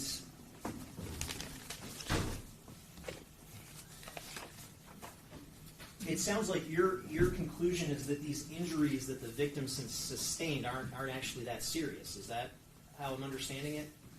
Absolutely not. The injuries stand as a cause of death, but how death occurred and whether there was exsanguination resulting from these injuries that would allow this victim to be alive for a number of many minutes and possibly many hours. That's the whole problem. That you need, when you are assessing the process of dying, the process that leads to someone's death, based on your autopsy, you have to keep that in mind. How long did it take? What happened? In order to provide sensible answers, because these are important issues, and I don't have the answer for that because of the limited information that is provided through the autopsy report. But you don't have any basis to reject the conclusion that no major artery was damaged as a result of these sharp force wounds. Is that correct? I cannot comment on it because there is no mentioning of any major artery. Okay, and there's no mention of any brain tissue being damaged, correct? That's the thing. Where there is penetration of the skull, and you can see in the PowerPoint system of presentation of autopsy findings that there is direct intrusion beyond the inner table into and through the hard covering of the brain, and there is no way that there was no nick on the brain in that area, in the back of the left occipital lobe of this lady's brain. So, one thing leads to another, and you have to have an integrated approach to everything to look why is that so or why it is not so. And with gaps in information, you cannot connect, and you are left with inconclusive situation. Okay, but you're saying you have gaps in information that make it hard for you to reach conclusions. Is that correct? In this case, yes. Okay. But yet you testified on direct. It sounds like your testimony is that you believe it's possible that the victim could have lived for hours after these wounds were inflicted? That's a possibility. But you agree that's highly speculative. Well, it's highly speculative because there is no information that would delineate the time that of survival of this victim. That's the essential problem in this case. In my opinion, because from what I've looked at the case, that is the essential problem. But how is it that you would scientifically determine the interval of survival from the time that these wounds were inflicted? By examining microscopically the tissue of the brain. Because if there is a lengthy survival, there is a progressive loss of oxygenation of the brain, and you have a picture of an oxykencephalopathy. You see, I'm trying to integrate a little bit more because I have a subspecialty neuropathology, sir, and I've done a lot of these cases in such a way. You have to correlate everything. You have to. It's an obligation. It is an obligation, professional obligation, to do that. But you would agree that in this draft report that you provided us on June 13th, that you didn't say anything about the victim possibly surviving for hours after these wounds were inflicted. Can I say many minutes somewhere? Yeah, you said many minutes. Many minutes, yeah. And you said might. Might. Oh, yes, might. Because you're speculating, correct? Well, I was not there, sir. I could only be certain, 100%, had I been there. Had I been there, I would have hopefully prevented this whole thing from happening. I mean, this is... So, let me get this straight. Yes, sir. You have issue with the medical examiner's report in this case by reaching conclusions based on insufficient information. Is that fair to say that that's your issue with her report? Or by not allowing anyone... I would like to see or hear anybody stating something very specific based on the information provided in the autopsy report. And I don't know if anyone came up and concluded something very specifically. But your testimony today is you reaching conclusions based on next to no information, correct? No, sir. I could not reach specific conclusions because of lack of information. So you can't reach specific conclusions in this case, correct? Well, that's what I stated right from the beginning. And then if I cannot, I wonder how other people could, because they need to have something to make a decision on the basis of. But you understand the decision in the autopsy report was to decide the cause and manner of death, correct? Yes, but also to provide as much information as possible, because they had the body and they clearly state at the bottom no microscopic samples were taken. Why? In a case like this, it would have been very, very significant information, allowing for some conclusions. Okay, thank you, doctor. I don't have anything further. You're welcome, sir. Hold on. Just- Will you redirect? Yes, just briefly. And doctor, the purpose of an autopsy report to be as detailed as possible? Yes, and we have the standards, the national standards for forensic autopsy performance. And they clearly indicate that maximum information that can be obtained should be obtained from an opportunity to examine the body, because you are in a position to examine the outside of the body and examine the body cavities and the organs within the body. And ancillary studies like microscopic evaluation of tissue is the standard in diagnostic pathology.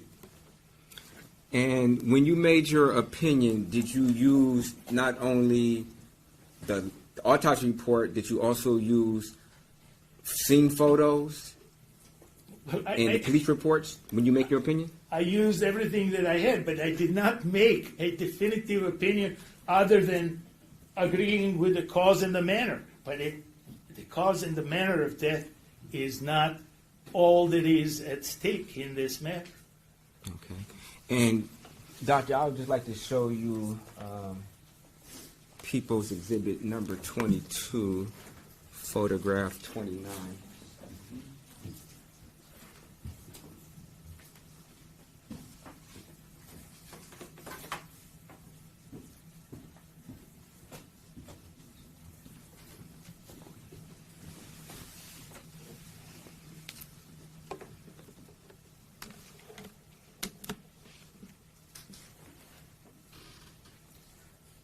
And Doctor, were you able to ever view this particular photograph?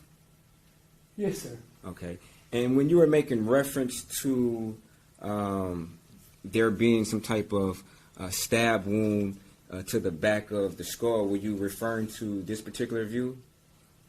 Yes, there were two stabs to the back of the skull.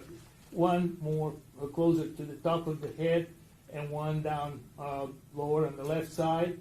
And there is another stab wound at the bottom of the back of the neck, or the top of left upper back. Okay. Thank you. No further questions. Any, Dr. Frost, any questions from the jury? Thank you, sir. You may step down. Thank you, Your Honor. Come back around behind the bench, if you could, please. And, Brown, any further witnesses for the defense? Or do you Yeah. need to take a brief recess? Maybe Discuss? 5 minutes, yeah. Okay, let's take 5 minutes, so you can make a decision if you're gonna call any more witnesses. So let's just send the jury back to the jury room for a moment. All right, the jury.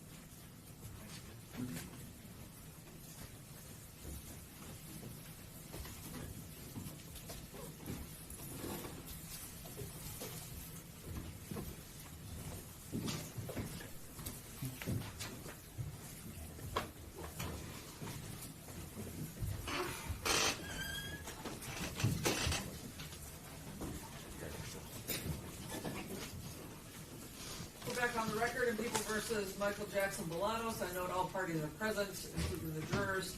We're ready to proceed. Yes, the defense calls Monica Rosen to the stand. Come on behind the bench, please.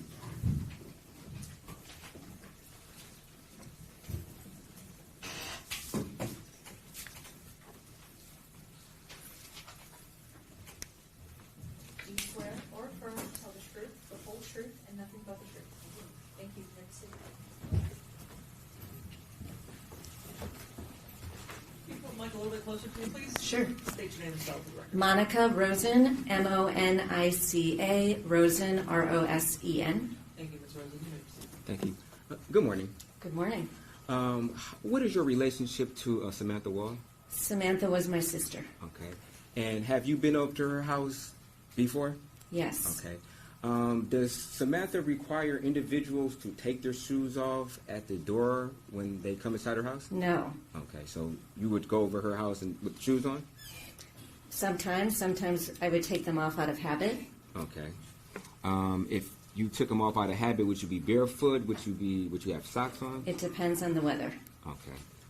And as far as you know, she didn't request others to do that? That'll be their choice? That would be their choice, Okay. most likely. Do you know if she had a preference of whether or not people took their shoes off? I don't recall. Okay. You had an opportunity to speak to detectives in the investigation of this case, correct? I did. Okay. And you and Samantha were close since you were sisters, correct? We were. Okay. And she spoke to you about sometimes individuals she knew in her life, correct? She did. Okay. And she mentioned an individual by the name of Aaron Pergament, correct? She did. She knew him for a very short time. Very short time? Okay. And you, based upon your conversations with Samantha, you in fact told detectives that Aaron Pergament was a stalker of Samantha Woll, correct? When I was interviewed by the detectives, it was hours after my sister was murdered. I threw out many words very casually because my state of mind was not how I normally exist in the world. Okay. I was in extreme shock and stress. I said he was a stalker. I had absolutely no basis for saying that whatsoever. Okay. I'd never even met him before. Okay. You didn't use that same phrase in reference to other individuals that you mentioned to detectives. Would that be fair? I did not. Okay. You have to understand, my sister was beloved by many people, whether she met them for 2 minutes or she knew them for her entire life. And this particular person also really liked her. And that's what I was telling the police. I Okay. wanted to be as cooperative as possible. Absolutely. And you were trying to help them in their investigation, correct? Correct. And at that point in time, you went through your memory bank of any information that you felt could have been pertinent. Is that true? Correct. And I also, in that same interview, said he was a very upstanding person from what I had heard about him. Okay.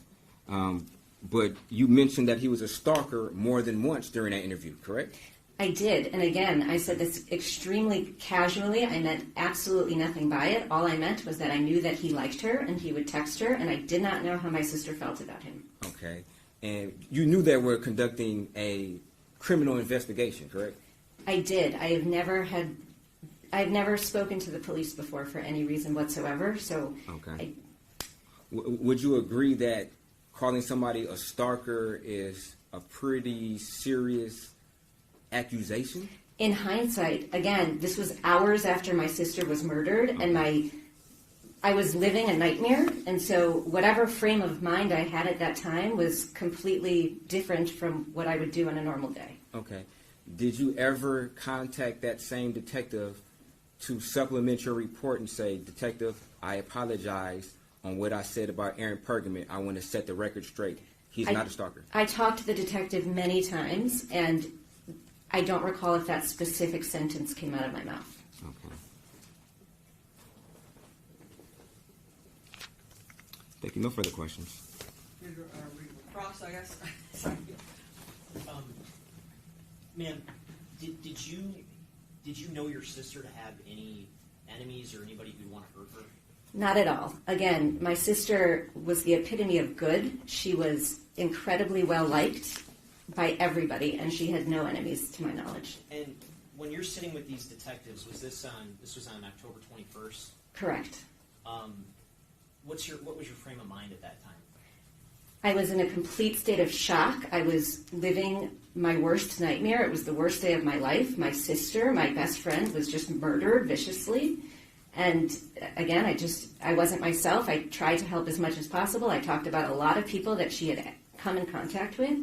And I threw out words very casually, which, I had no basis to use those words. Do you have any reason whatsoever to believe that Aaron Pergament was a stalker? Not in the slightest. Aaron Pergament, I've subsequently met, is a very kind, respectful, upstanding human being. Thank you. Nothing further. Can you redirect? Just briefly. Did you know whether or not your sister gave Aaron Pergament a key to her apartment? I do not know, but I do not think she did.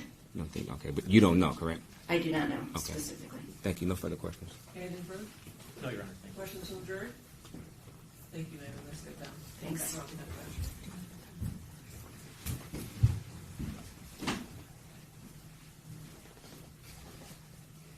Your next witness? Oh, the defense would like to call Brett Foreman. Do you know witness him? Yeah, I believe so.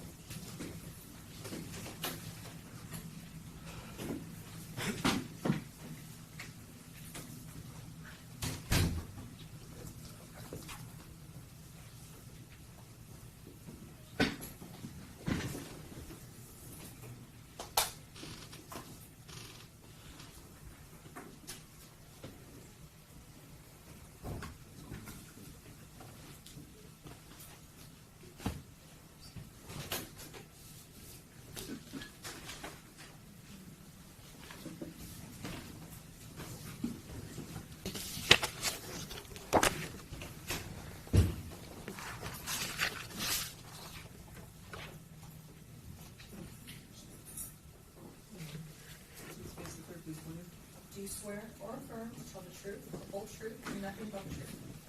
Thank you. Have a seat.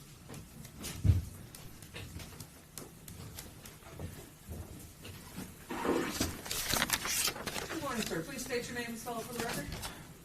My name is Brett Foreman, BRETTFOREMAN.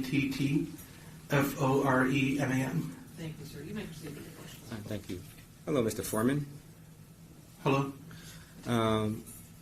You were aware of the death of Samantha Woll, correct? Yes. Okay. And at some point in time, you had an occasion to speak to Lydia Bates. I did. Okay. And during this conversation, you told her if this was you who committed the murder, you would do a number of things, correct? Objection, leading. I believe I can. You are leading, sir.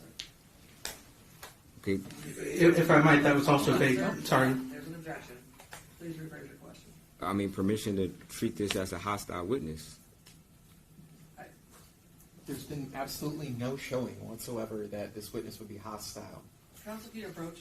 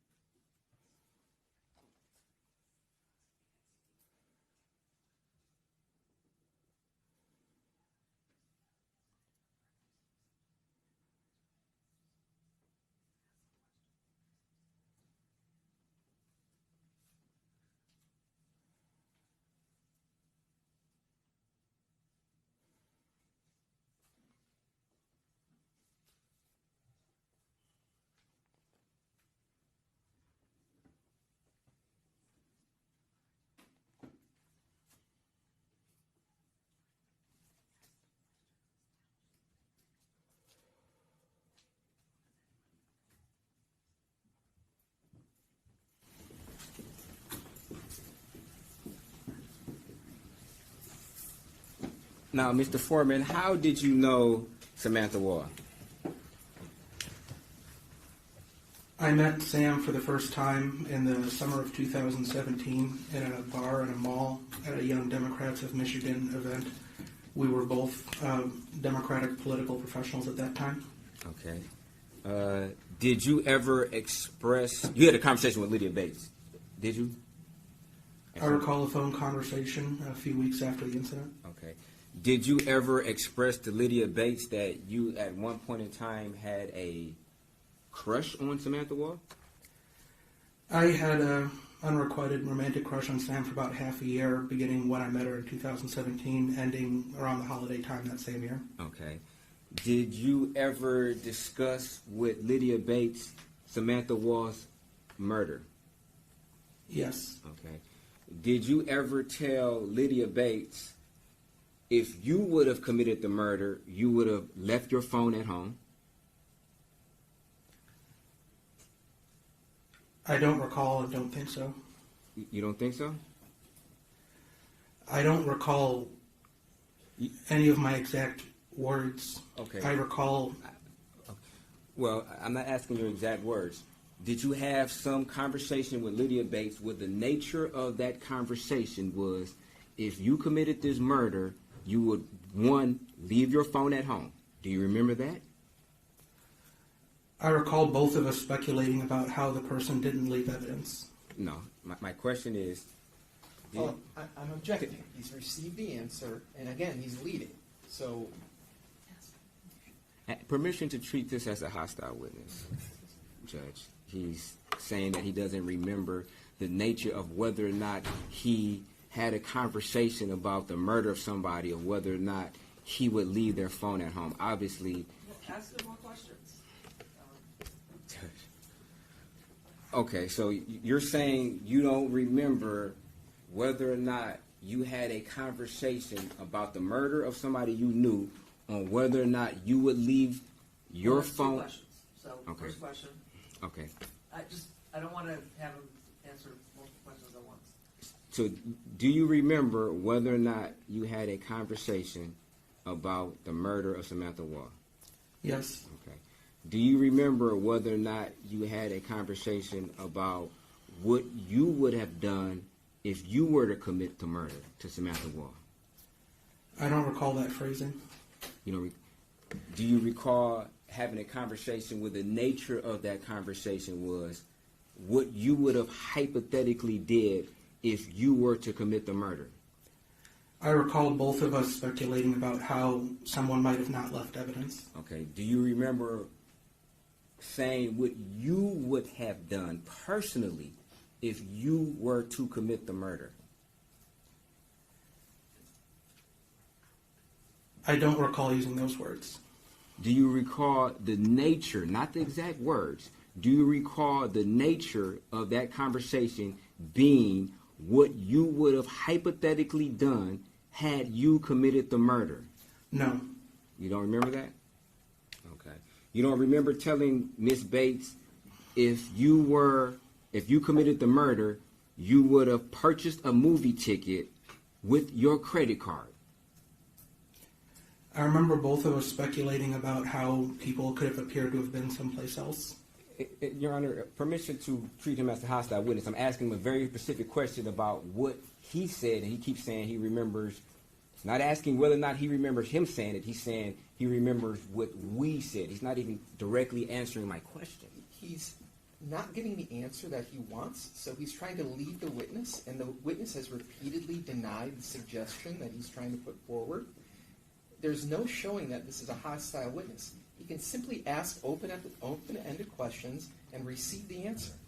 He's saying he doesn't recall very specific details about whether or not he spoke about the nature of a murder. Obviously, he's being evasive if you wouldn't remember whether or not you hypothetically spoke about a murder. Counsel, you're actually asking very direct questions. So Yeah, I am. What do you want me to say? You already asked the questions in a leading manner anyway. So No, I asked him whether or not he remembers. I didn't say, you do remember this. That's leading. I asked him, do you remember? Which is a direct question. okay, And I want permission to treat him as a hostile witness so I can lead him. We already are by asking these questions the way you're phrasing them. Okay. Did you also tell Lydia Banks, saying that the person who did this had to see the wedding pictures on social media? Did you say that also?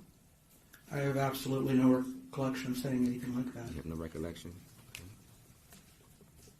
Are you denying you said it? I'm denying recollecting it. Okay. You deny recollecting it. Are you denying that you said that? Yes or no? That conversation happened 8 months ago, after probably the worst week of my life. The entire month is pretty fuzzy. Okay. Now, did the death of Samantha Woll impact you? Severely. Okay. And you're saying that you cannot remember whether or not you spoke about a hypothetical about killing her. Is that what you're saying? You can't recall that?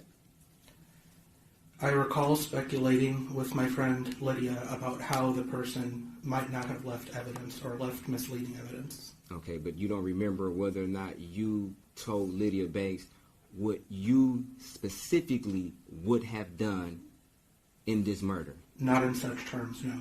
Okay. On what terms do you remember saying what you would have done if you committed this murder?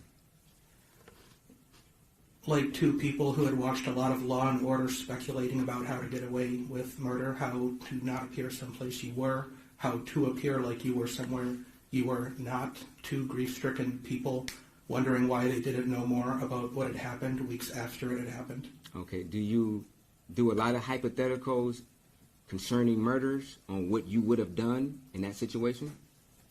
When I'm choked and paralyzed with grief, sure. You choked and paralyzed with grief? Okay. You swore Lydia Bates to secrecy. No, sir. You did not? You don't remember telling her not to tell anybody? Did not and would not have. Okay.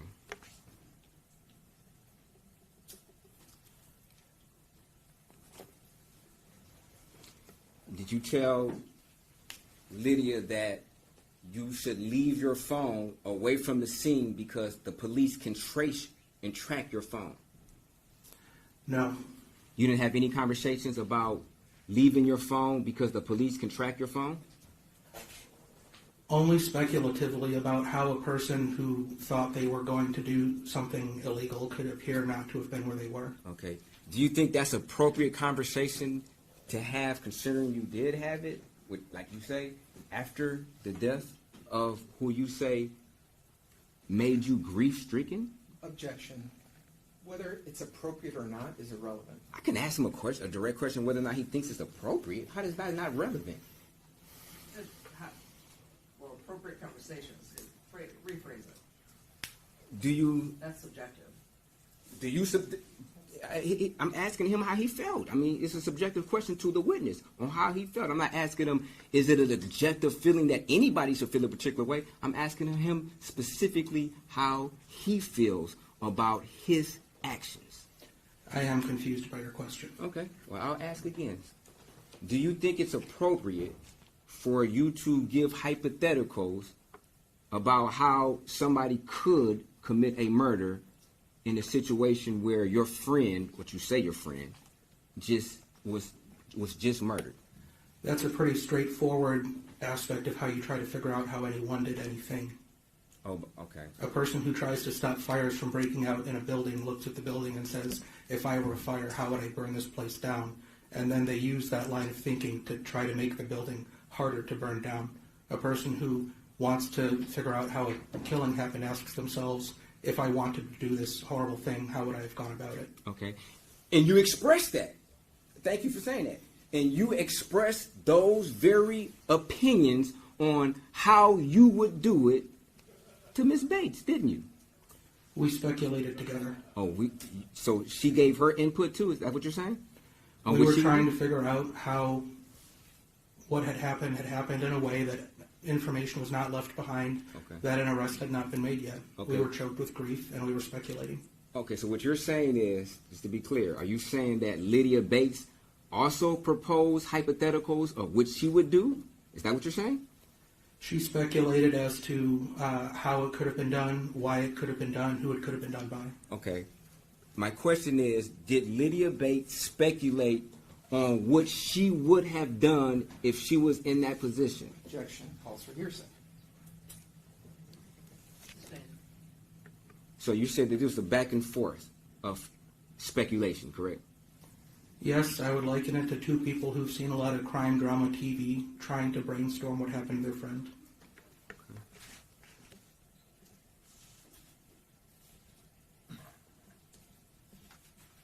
Did you also speculate on when you went to the movies, one must go buy it with their credit card?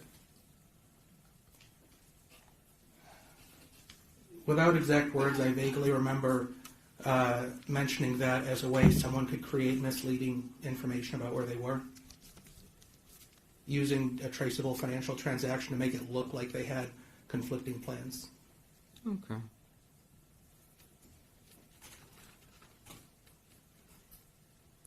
No further questions.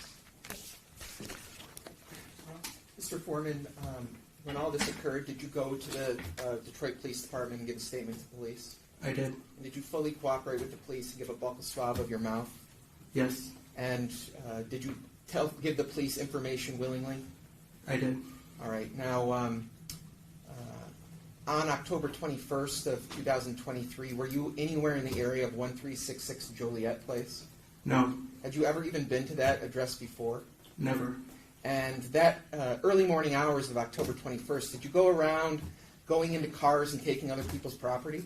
No, Did you at any point ever get some stranger's blood on any of your clothing? no, Did you ever kill Samantha Woll? no. I don't have any other questions. No further questions. Questions from the jury? Thank you, sir. You may step down. Do you need a minute? If we can approach.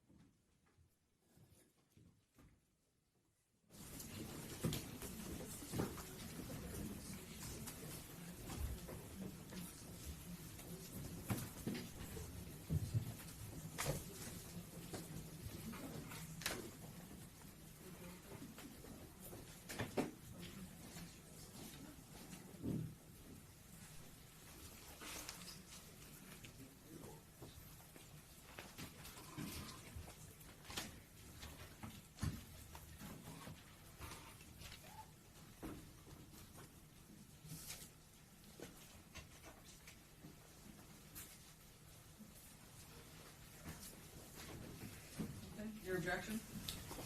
Well, it's my understanding they now want to call Lydia Bates to inquire about whether or not Mr. Foreman was telling the truth in his testimony. Extrinsic evidence may not be used to impeach a witness on a collateral matter, and that's from People v. Sutherland at 149, Mich. App 161. Whether or not Brett Foreman's testimony here in court today was about this conversation he had with with the witness that they want to call, that is a wholly collateral matter, whether or not he's telling the truth. There's been absolutely no evidence that he had anything to do with her murder. The sole purpose of this testimony was to talk about a hypothetical conversation that they had. The witness has testified about that.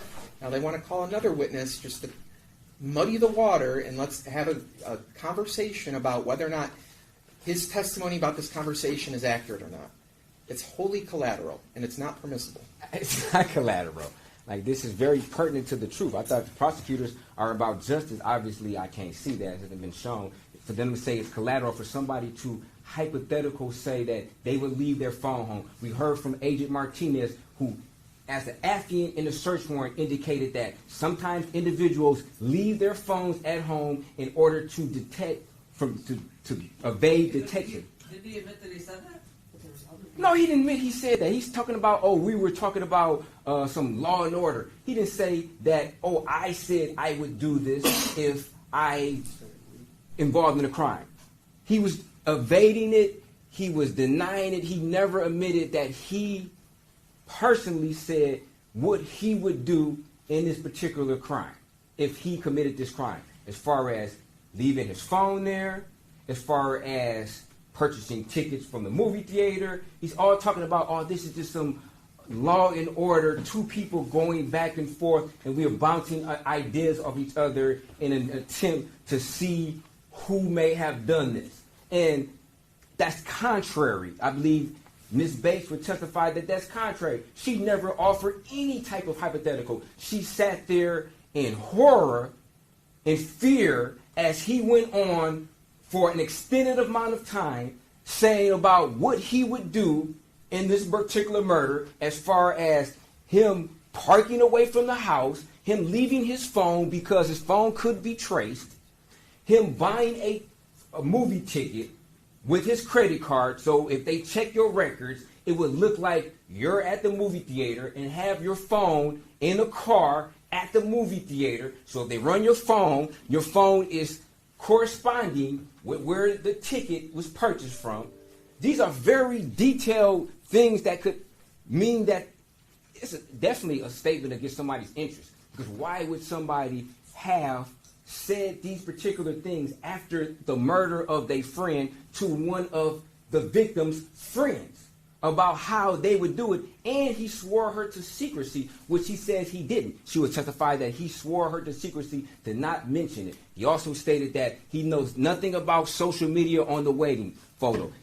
She would testify that, in fact, he said... Okay, I've heard it now. Okay. Call her. But when is she going to be available? After lunch. We're not going to get closing instructions done this afternoon. I mean, I did... Yeah, I mean, and I guess then we won.